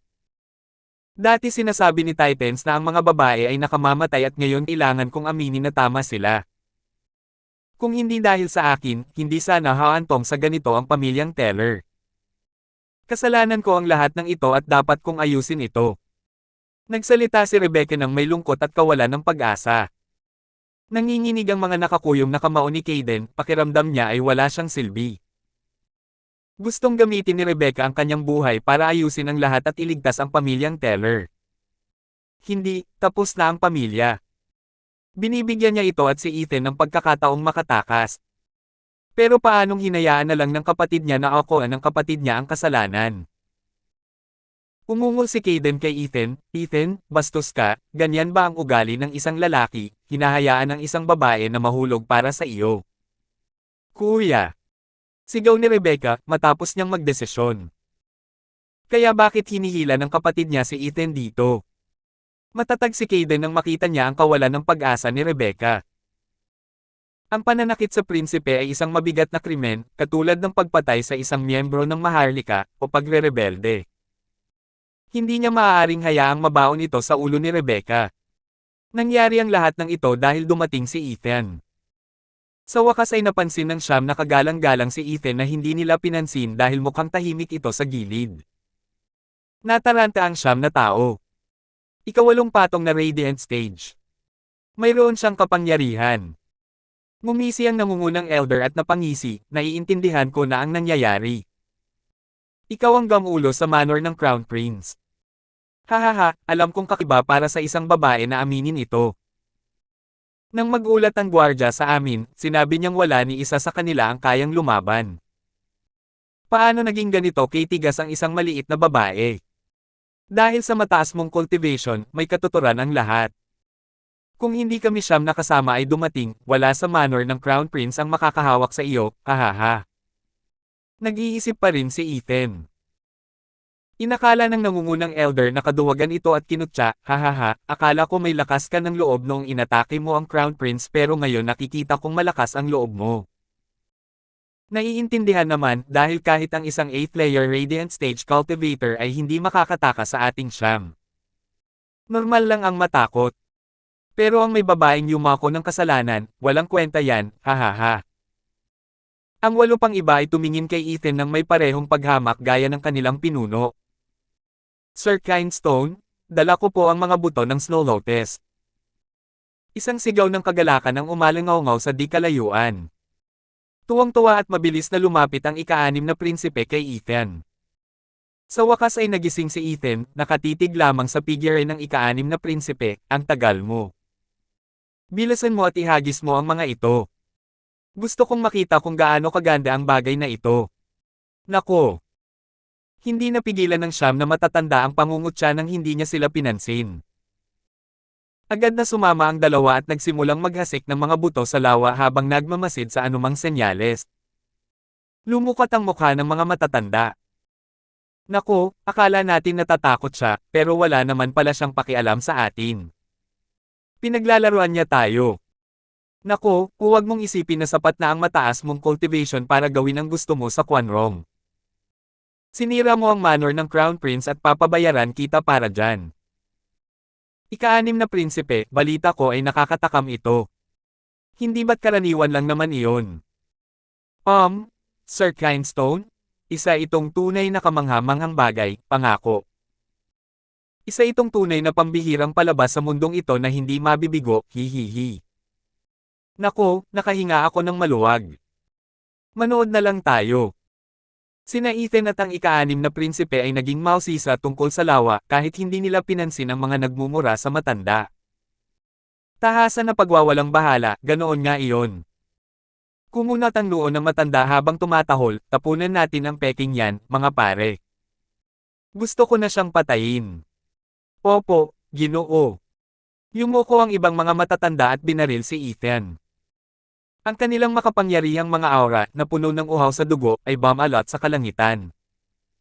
Sumigaw si Rebecca, "Mag-ingat, Ethan. Nako, naaapektuhan na ng uhaw sa dugo ang lawa at masyado itong takot para gumanti." Nanginig at umiyak ang ika-6 na prinsipe.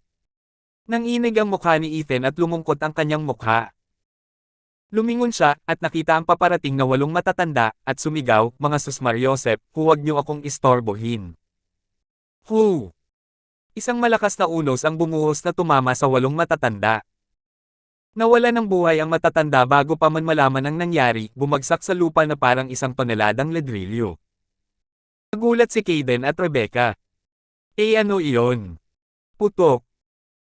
Isang malinaw na tunog ang umalingaw at naramdaman ng nangungunang elder ang paglambot ng kanyang mga binti habang nakaluhod sa lupa. Nangunguna siya ng tamaan din siya ng hangin. Ngayon ay mukhang namumutla na siya at labis na natakot, hindi maaari. Soul Impact yan. Isang eksperto sa ethereal stage. Bumalik si Ethan sa kanyang problema, ang lawa. Nagtanong siya, ika-6 na prinsipe, tahimik na ngayon. Darating ba ito? Oo, malapit na. Ngumisi ang ika-6 na prinsipe. Mukhang mamasyal ang dalawa. Kalmado sila at sa wakas ay naging kalmado na rin ang kapaligiran. Tanging sina Kaden, Rebecca, at ang nabubuhay na nakatatanda ang tumingin kay Ethan ng may takot.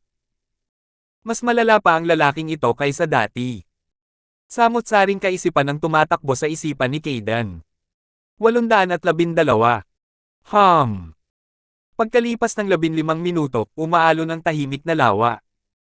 Lumulutang ang mga buto ng snow lotus sa loob, naglalabas ng mga bula. Sa bawat pagsabog ng bula, nawawala ang buto sa ilalim nito. Ang mga alon ay lalong dumami. Nakapokus si Ethan, pinapanood ang mga bulaklak na lumulutang sa ibabaw ng tubig mula sa kailaliman, umuugoy sa sikat ng araw. 1,000 bulaklak ang lumitaw, gumagalaw na parang sumasayaw. Kumunat ang noo ni Ethan, tumingin ng diretso sa ika-6 na prinsipe. Maangas na sabi ng prinsipe, "Aba, Sir Kindstone. Ang ganda naman, di ba?" Hihihi. Tumanggaw si Ethan. Kung ilan lamang sa mga bulaklak na may espiritualidad, hindi ito magiging kalakihan, marahil ay may kaugnayan ito sa kanilang uri. Ngunit dahil sa libu-libong iba't ibang bulaklak na nagpapakita ng parehong reaksyon, na naninirahan sa ilalim ng lawa, ngayon ay iba na iyon. Ano nga ba ang malalim na nakatagong dahilan para mangyari ang ganitong eksena? Mayroon ba talagang whirlwind tunnel dito? Tinanong ni Ethan ang ika-6 na prinsipe, ang sabi mo lang ay hindi lang ito basta-basta nakakaakit ng mata, isang magarbong tanawin. Ano ang ibig mong sabihin? Hihihi. Kung gayon. Iginalaw ng ika-6 na prinsipe ang kanyang kilay na may malabong ngiti, muling pagkabuhay, isang bagay na sigurado akong hindi pa naranasan ni Sir Kindstone. Muling pagkabuhay. Kumunat ang noo ni Ethan. Nang maunawaan ang kanyang iniisip, lumapit ang ika-6 na prinsipe sa mukhang kakila-kilabot na prinsipe, ang aking nakatatandang kapatid ang perpektong kandidato para masaksihan ng Ginoo ang kaganapang ito. Dinampot ng ika-6 na prinsipe ang mga buto ng snow lotus at inihagis ang mga ito pataas, habang sumisigaw ng, "Kainin mo, diwata ng bulaklak." Putok. Kasabay ng isang malakas na pagsabog, sumabog ang lawa, na may sumibol na tubig na nakausli at gumalaw sa hangin upang suluhin silang lahat. Pagkatapos ay bumalik ito sa lawa, na nagpadala ng mga maliliit na patak ng tubig. Ang bawat patak ay naglalabas ng mahinang gininto ang liwanag kapag dumampi sa kahit ano. Nang dumampi ang mga ito sa prinsipe, makikita kung paano sa bawat patak, ang kanyang nasirang mukha ay gumagaling. Maging ang kanyang mga ngipin ay tumutubo muli. Kahit ang medyo malayong Kaden, na hindi naabot ng gininto ang liwanag, ay agad ding gumaling. Mausisang tumingin si Ethan, hawak ang kanyang baba, mabilis na paggaling, katulad ng aking returning dragon's roar, kung hindi man mas malakas pa. Sir Kindstone, hindi ba't kahanga-hanga? Ngumisi ang ika-6 na prinsipe. Biglang tumayo ang prinsipe, takot na nakatingin kay Ethan. Pagkatapos ay kumari pa siya ng takbo palayo, ayaw na ayaw niya itong pakialaman. Tumanggaw si Ethan, pumakbang pawarap sa mukha ng prinsipe.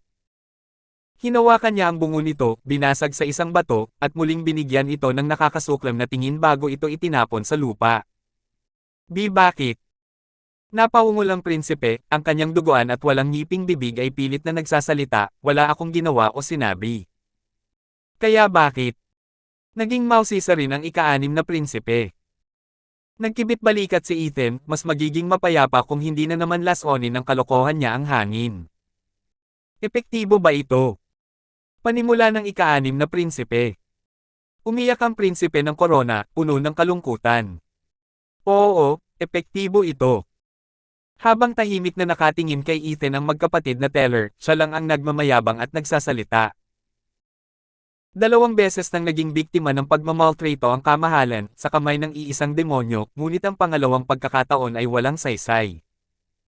Hindi lang ito ang araw ng prinsipe ng korona. Nabubog siya sa sarili niyang tahanan at 2 beses pa. Hindi pinansin ng iba, tinitigan ni Ethan ang lawa at saka ang 8 patay na matatanda.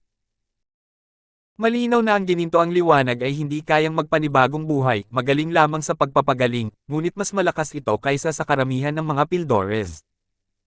Dahil durog na ang kanilang kaluluwa, wala nang paraan para makabalik. Ang sumunod ay ang pag-alam kung saan nagmumula ang gininto ang liwanag na ito. Itinaas ni Ethan ang kanyang kanang kamay na nababalot ng pula at brutal na liwanag. Braso ni Kilin. Itinapat ni Ethan ang kanyang kamay sa lawa. Boom! Ang galaw ay parang isang mabangis na espada na humahati sa lawa sa 2. Ang tubig ay umabot ng 300 metro habang dumadagandong ito sa mga gilid. Iniwan itong ganap na nakalantad ang ilalim ng lawa. Ginoong Kindstone, anong ginagawa mo? Nabigla ang ika-6 na prinsipe sa kanyang ginawa. Nagsalita si Ethan, sinusuri mo ba kung ano ang nasa ibaba? Pero dapat walang anumang bagay doon. Bumantong hininga ang ika-6 na prinsipe, simula nang matuklasan ang kamangha-manghang ito, nagpadala na ng mga tao ang nakatatandang kapatid doon ngunit wala siyang nakita. Tinitigan ito ni Ethan ng mabuti sa kasinabing, hindi dahil lang sa nabigo sila, ibig sabihin noon ay mabibigo rin ako. May kakaiba palang nangyayari rito. Nakapikit, binalot ng kaluluwa ni Ethan ang lawa, kinapa ang bawat sulok at siwang, ngunit walang resulta. Wala ba talaga? Nang sandaling iyon, nang malapit nang sumuko, may naramdaman siyang kung ano sa isang tabi. Habang nakatutok sa lugar, wala pa ring nakuha si Ethan. Nangyari ulit ito.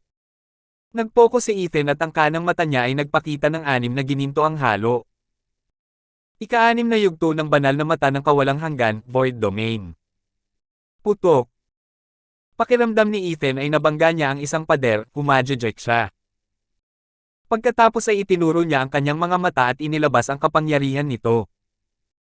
Isang espasyong kasing laki ng palad ang nabuo sa harap niya, kung saan naroon ang isang gininto ang tao na kasing laki ng daliri. Mayroon itong mga transparent na pakpak, humuhuni habang kumakaway. Hawak ng kamay nito ang ilang buto ng Snow Lotus, habang nakatingin kay Ethan ng may takot. Ano yan? Sigaw ng ika-6 na prinsipe sa kuryosidad.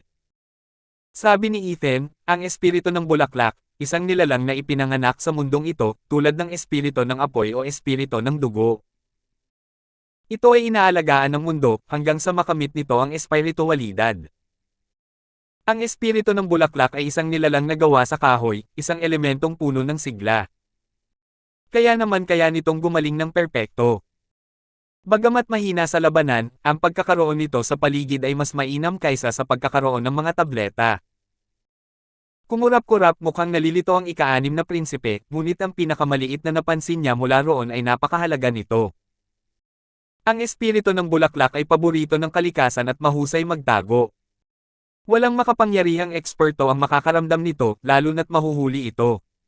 Sayang at makakagawa ng espasyo ang aking void domain. Hanggat nararamdaman ko ang lokasyon, ang pag-set up nito ay mabibitag ang maliit na laking ito, hahaha. Hawak ang espiritu ng bulaklak, si Ethan ay may nakakalokong ngiti, tama ba? Patuloy itong nagpupumiglas para makatakas, ngunit hinigpitin ni Ethan ang kanyang kapit, dahilan para mawalan ito ng saysay, hanggang sa sumuko na ito. Boom! Ang malaking tubig na naalis sa lawa ay sa wakas ay bumuhos ng malakas. Hindi ito pinansin ni Ethan at niyakap ang diwata habang paalis. Nagmamadaling nagtanong ang ika-6 na prinsipe, saan ka pupunta, Sir Kindstone? Hinahanap ko ang dahilan kung bakit ako naparito. Nagningning sa tuwa ang mga mata ni Ethan, kailangan ng isang espesyal na lugar na may makapal na espiritual na enerhiya para manganak ng isang diwata. Wala nito ang lawa na ito, ibig sabihin ay lumipat ito rito. Ngayon, pangungunahan ko ang lalaking ito sa daan, dadalhin ako sa aking destinasyon, hihihi. Sumunod ang ika-6 na prinsipe sa kanya, Sir Kindstone, sasama rin po ako. Pinagkrus ng diwata ang mga braso at tumingin kay Ethan ng may sama ng loob na para bang hindi iyon mangyayari. Hahaha, bata ka, ang sanggit mo talaga. Nakangiti ng masama, tinitigan ni Ethan ang matigas nitong mukha habang isang itim na kidlat ang sumilay sa kaliwang mata niya. Minsan, ang pagiging matigas ang ulo ay may kapalit. Handa ka na ba? Nanginginig, pinagpawisan ang espiritu ng bulaklak, ikinikiling ang ulo at naipon ang tubig sa ilalim nito na parang umiihi ito sa takot. Ang kidlat na iyon ay nagparamdam na parang malapit na ang pagkawasak. Mahigpit na hinawakan ni Ethan ang espiritu habang paalis, ang ika-6 na prinsipe ang kanyang tapat na tagahanga. Kung tungkol naman sa mga teller, may mas mabuting gawin si Ethan kaysa sa mag-alala sa kanila.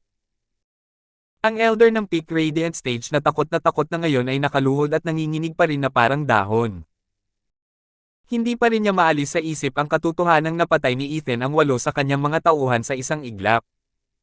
813. Ni minsan hindi niya ako tiningnan. Nang makita ang pagbabalik ni Ethan, gamulo ang mood ni Rebecca. Nagsimula siyang makaramdam ng kawalan ng pag-asa, pagkatapos ay pagkabigla, at muling kawalan ng pag-asa. Ngunit tinapos niya ang siklo ng may galit. Bumantong hininga si Kaden, Rebecca, kalagin mo ako at tanggalin ang selyo sa akin. Tama. Naalala ni Rebecca ang kalagayan ng kanyang kapatid at nagmadaling bitawan ang kanyang Yuan-Chi. Sa wakas ay nakabawi na si Kaden ng kanyang kalayaan.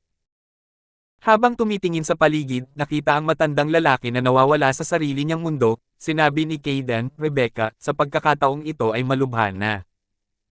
Mas mabuting magmadali tayo papunta sa ama. Kailangan nating subukang tumakas kasama niya. Dahil nasira ang manor ng Corona Prinsipe, napakasama ng mga kahihinatnan. Si Ethan ay isang walang pakialam na halimaw, na gumugulo ng mga bagay-bagay at nagpapahirap sa atin dahil dito. Wala tayong ibang magagawa kundi tumakas sa ating tahanan. Kapatid, paano mo nasabi yan? Nakatitig sa kanya ng may pagkadismaya, at sumimangot si Rebecca, kung hindi dahil sa kanya, pareho tayong nagdusa sa kamay ng Corona Prinsipe. Hindi ko maisip kung ano ang gagawin niya. Tumanggaw si Kaden, oo, kahit sinira ng punk ang lahat, tinulungan niya tayo. Dapat tayong magpasalamat para dito. Pero kailangan muna nating tumakas mula rito at hindi na tayo madadala pa sa ganito. Tumanggaw si Rebecca at lumipad palayo ang dalawa, naiwan ang matanda, takot na takot pa rin para makapag-react. Mataas na kagalang-galang. May narinig na mga yabag habang lumilingon ang isang gwardya at tanging ang matandang gulat na gulat lamang ang nakita. Hindi pa rin nagre-react ang matanda.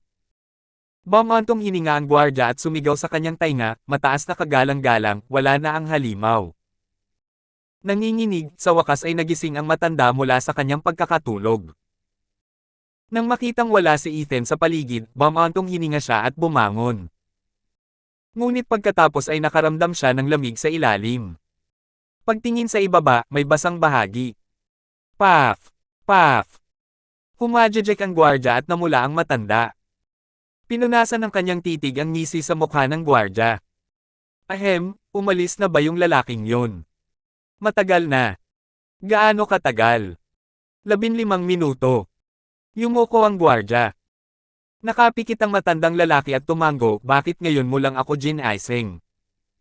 Dahil ang magkapatid na teller. Boom!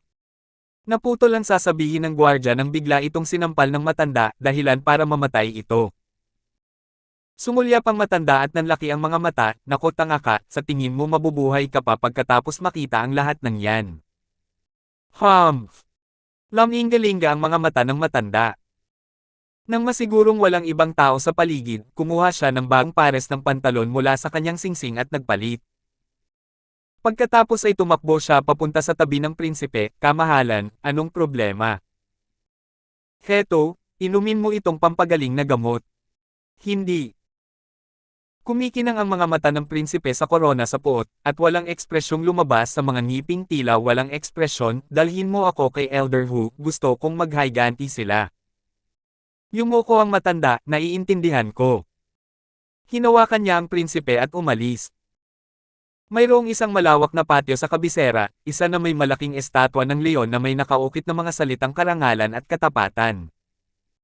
Sa itaas ng tarangkahan ay nakasulat ang mga salitang Teller Manor. Hindi tulad ng kahangahangang tarangkahan, ang hanging umiihip ay malamig at mapait, dala ang malungkot na tono kasama ang alikabok ng kabisera. Sa loob ng manor, dalawang lalaki ang nakaupo ng tuwid sa gitna ng silid, ang dating commander ng Quanrong at ang imperial tutor na si Titus. Nakasimangot na nag-atubili si Tyson bago tuluyang tumayo sa pagkasuklam, mga gwardya, ipatawag ninyo ang 8 lobo na warden. Pupunta ako mismo sa manor ng Crown Prince. Teka, kapatid na teller. Hindi mo na maaaring hayaang lumala pa ito. Pagmamakaawa ni Titus. Umiling si Tyson Teller at Nainas, kapatid, si Caden ang nag-iisang anak ko, na ngayon ay nakakulong sa manor ng Crown Prince. Paano ako makakakalma kung ang kanyang kamahalan ay may kakayahang gumawa ng kahit ano? Kahit gaano ka pa kabalisa, hindi ka basta-basta maaaring sumama sa mga gwardya ng lungsod. Umiling si Titus, sa sandaling gamitin mo ang mga gwardya, at laban din sa prinsipe ng korona, iyon ang sandali na ituturing kang isang traidor. Kung gayon, walang makakapagligtas sa iyo. Sabihin nating mapakilos mo ang lahat ng kalalakihan, ano ang gagawin mo? Ikaw na ngayon ang kapitan ng mga gwardya, hindi si Commander Teller, pinuno ng milyon-milyon. Ang manor ni Commander Teller ay puno ng mga eksperto, siyam na kagalang-galang na may napakalaking kapangyarihan. Kahit na pumunta ka, wala itong magiging epekto, kaya ano ang saysay? Boom! Habang hinahampas ang mesa, matalim na tumingin si Tyson, gayunpaman, bilang isang ama, ang pinakamababa kong magagawa ay subukan. Kumalma ka, kapatid na teller. Bumantong hininga si Titus, bakit hindi natin tipunin ang mga opisyal ng korte at magmakaawa sa kanyang kamahalan, na maging maawain dahil sa inyong nakaraan. Umiling si Tyson, walang saysay, naglabas ang kamahalan ng isang matatag na utos sa pagkakataong ito, na iniiwan ng prinsipe ng korona na namamahala dito. Sino mang makialam ay papatayin. Sino sa korte ang handang makialam dito? Bumantong hininga si Titus, masyadong magaan ang loob ng kamahalan sa korona prinsipe, ngunit malupit naman sa kanyang mga ministro. Magiging masama ang tingin sa kanya ng mga tao. Guru! Isang sigaw ang narinig habang sumugod ang isang katulong sa harap ni Tyson, bibini-bini, siya. Kumusta naman siya? Sigaw ni Tyson. Biglang napatalo ng katulong na babae, natamba ako ng binata at tumakbo palayo. Pupunta siguro siya sa manor ng Crown Prince para iligtas ang batang Panginoon. Sus Mariosep yang babaeng yan. Gusto ba niya akong galitin ng husto? Natatarante na si Tyson habang sumisigaw, papangkatin ninyo ang mga tauhan ng 8 lobo, palibutan ninyo ang mansyon ng koronadong prinsipe. Kapatid na teller, dapat kang kumalma. Hindi sa pagkakataong ito. Kahit papaano, mapatatakas ko ang 2 bata habang ako ang mananagot. Nakapagdesisyon na si Tyson. Bumantong hininga si Titus habang hinahabol siya, Tyson, balak mo ba talagang itapon ang lahat ng iyong nagawa? Magiging kriminal ka ba kay Quanrong? Nanginginig si Tyson, ngunit matatag ang kanyang mga mata, bilang commander ng Quanrong, buong buhay ko akong lumaban para sa aking bansa, at hindi ko ito kailanman pagtataksilan. Gaano man ako pabayaan ng kanyang kamahalan, hindi ako magrereklamo. Ngunit isa rin akong ama. Paano ako uupo lang at titignan ang aking mga anak na magdusa ng mga hindi makatarungang krimen? Titus, maaaring mahatulan ako ngayon sa mga krimen at ang aking ulo ay mabibitin ng mataas sa mga tarangkahan ng lungsod. Hindi ako magsisisi na alam kong ginawa ko ang lahat ng aking makakaya para sa kinabukasan ng aking mga anak. Hindi nagtagal ay nawala si Tyson. Bumantong hininga si Titus at tumayo para sumunod. Commander, nandito na ang mga tauhan. Hinihintay namin ang iyong mga utos. Sa labas ng manor, nagkakatipon ang 8 wolf warden. Tiningnan sila ni Tyson at sumigaw, magmarcha tayo. Opo, Ginoo. Yumuko ang 8 tagapangalaga ng lobo, may saya sa kanilang mga mata. Ang huling 8 taon ay ginugol sa kaguluhan, halos hindi nakikipaglaban at palaging nagpipigil. Ngayon ay magpapakawala na sila, lalo na laban sa prinsipe ng korona. Gayunpaman, masaya pa rin sila. Isang karangalan para sa kanila ang maglingkod sa ilalim ng commander. Maghintay, Tyson. Naabutan ni Titus. Hindi na lumingon pa si Tyson, determinado na ako. Hindi ko sinusubukang hikayatin ka. Gusto kong sumama sa iyo, matandang kaibigan. Maganda sana kung makukumbansi ko ang kanyang kamahalan na palayain sila. Kung hindi, handa akong tawaging traidor kasama mo. Nanginginig, tumawa si Tyson, mabuti, hahaha. Nagmarcha ang hukbo, ang kanilang mga espiritu ay sumigla, ang kanilang pagsisikap ay nag-alab. Ngunit pagkatapos ng dalawang hakbang, isang naguguluhang figure ang pumasok sa kanilang paningin, isang bantay sa palasyo ng imperyo. Nalaman na ba ito ng kamahalan? Pumunta ba siya rito para pigilan tayo? Si Tyson at ang iba pa ay tensyonado. Kung ito ang utos ng emperador, kung gayon ay isang malaking hukbo ang darating sa kanilang harapan upang harangan ang kanilang daan. Ngunit ang mga bantay ng imperyo ay talagang pumunta at nataranta nang makita sila, Commander Teller, tunay ngang ikaw ang Diyos ng digmaan ng imperyo, na may napakatalinong pag-iisip na nakikita ang panganib sa palasyo ng imperyo at nagpadala ng mga tauhan upang tumulong dito. Nasa panganib ang palasyo ng imperyo.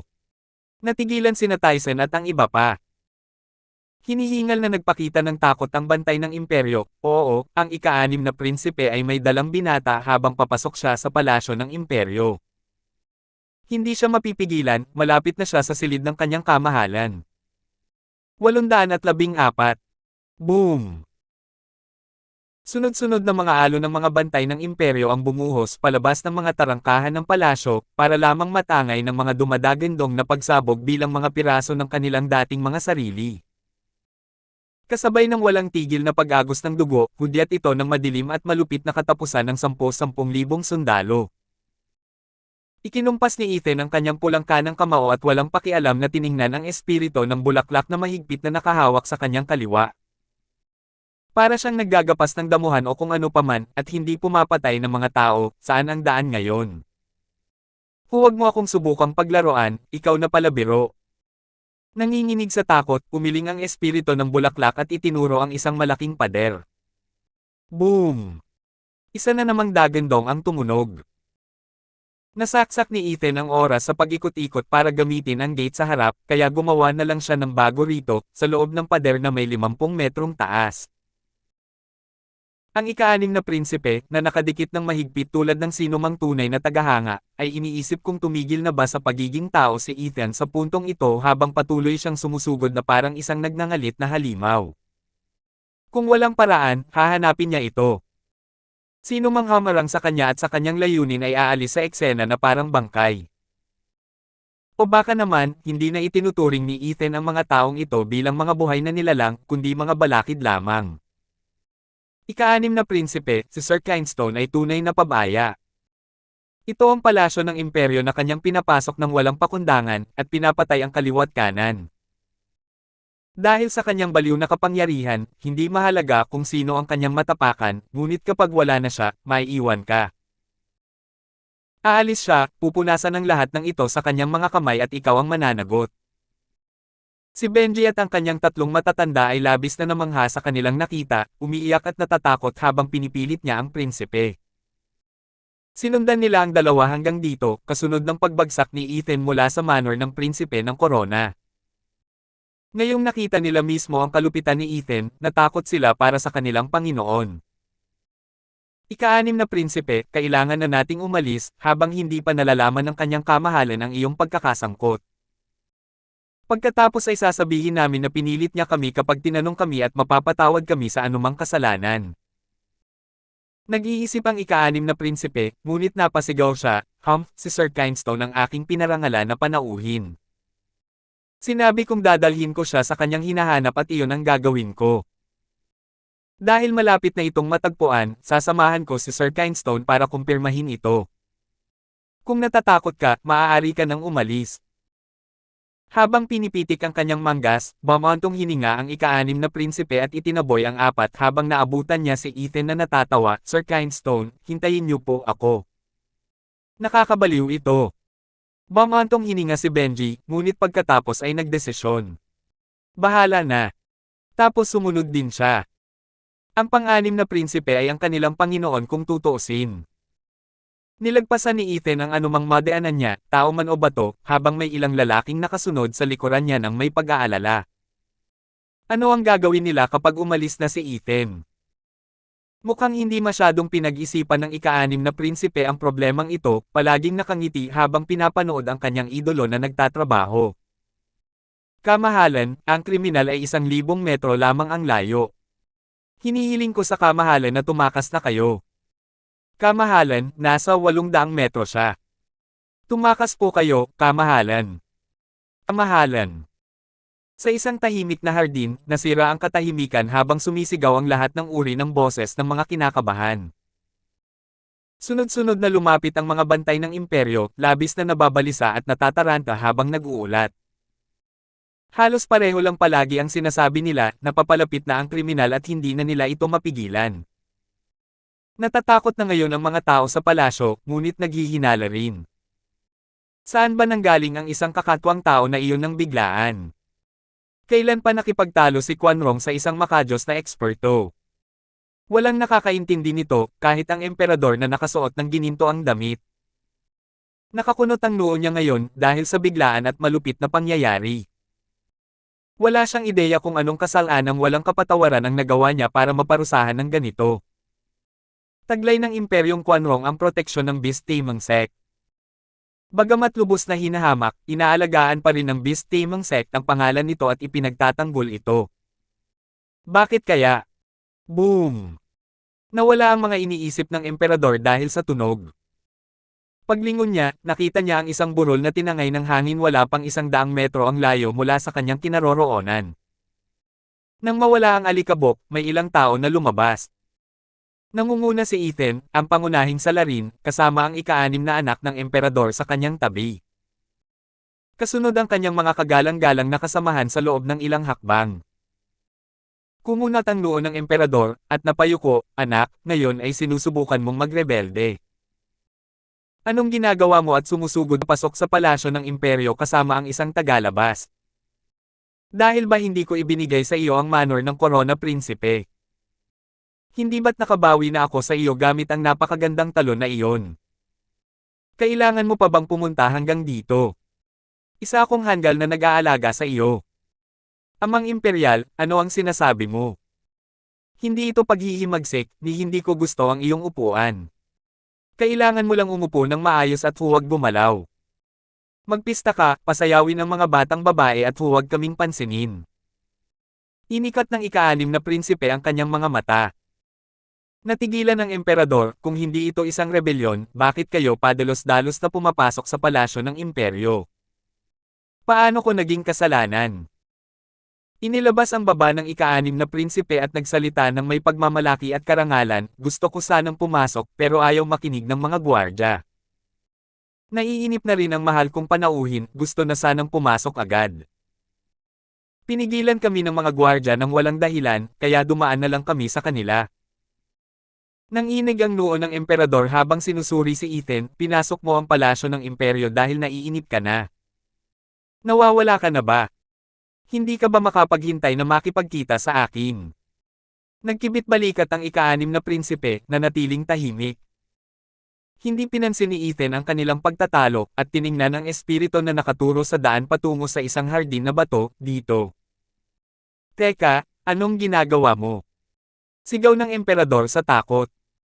Hindi siya pinansin ni Ethan. Sinundan din ng ika-6 na prinsipe si Ethan gaya ng dati na nagpakilig sa emperador. Umungol ang emperador, anak, pigilan mo siya. Hindi ko kaya, amang imperial. Paano ko magagawa ang hindi kayang gawin ng libu-libong gwardya? Nagkibit balikat ang ika-6 na prinsipe habang tumatawa. Bumantong hininga ang emperador, tapos na, dumating na ang sakuna. Sinong kriminal ang maglalakas loob na gumawa ng gulo habang nandyan si Tyson? Kasunod ng sigaw na ito, pinatakbo ni Tyson ang kanyang libu-libong sundalo papunta sa hardin, pinalibutan ito.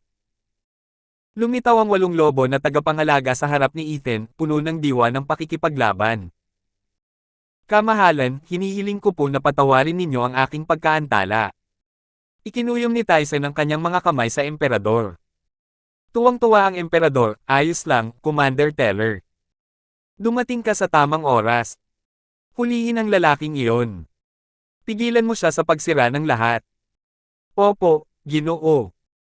Yumuko si Tyson at sumigaw, "Walong Wolf Warden, arestuhin ninyo ang lalaking iyan." Malapit nang sumunod ang 8 tagapangalaga ng lobo, teka. Sinamantala ng magkapatid na teller ang sandaling ito para dumating. Sumigaw si Tyson, "Kayden, kayong lahat. Ama, pakibilisan po at pigilan ang mga warden. Hindi natin maaaring galawin ang lalaking ito. Mas marami lang tayong masasaktan." Sumugod sa harap ng commander sina Kayden at Rebecca at hinimok siya. Nang makita ang makapangyarihang kapangyarihan ni Ethan, lubos silang kumbinsido na kahit ang buong pamilyang Teller at ang kanilang hukbo ay hindi magiging kapaki-pakinabang. Nabigla si Tyson. Ang pamilyang Teller ay isang pamilyang dedikado sa paglilingkod sa kanilang bansa, laging matapang at matalino, hindi kailanman duwag. Pero hinihimok siya ng dalawang ito na magbitiw. Sino ba ang lalaking ito para pilitin silang tumigil sa sarili nilang ama? Wala na ba talagang pag-asa? Tumingin ng malapitan si Tyson, at nakitang pamilyar ang salarin, ang pinakamahusay na Katie wala sa Titans, Ethan. Pati ang mga warden ng 8 lobo ay tumingin din at labis na nagulat, naaalala pa rin ni Zolahan ang pait na tiniis niya noon. Nang harapin ang matandang kaaway na ito, muling lumitaw ang mga lumang takot, mga takot na sapat ang lakas upang panghinaan ng loob ang mga ito. Hindi pa nagsasalita si Ethan hanggang ngayon, pero sinabi ng emperador, "Commander Teller, kilala mo ba siya?" Hindi lang siya kilala, siya lang ang nag-iisang taong nagpatalo sa akin sa labanan sa buong buhay ko. Bamantong hininga si Tyson.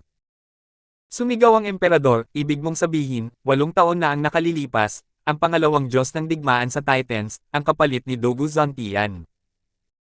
Pero ano ang ginagawa niya sa Quanrong? Isa ba siyang especially iya?" Nanigas ang buong pamilya Teller, nakatingin sa emperador ng may nanginginig na mga mukha. "Kamahalan, nakakita na ba kayo ng isang commander na gumagawa ng trabahong walang silbi? Salamat po at sinamahan niyo ako, ingat lagi mga master."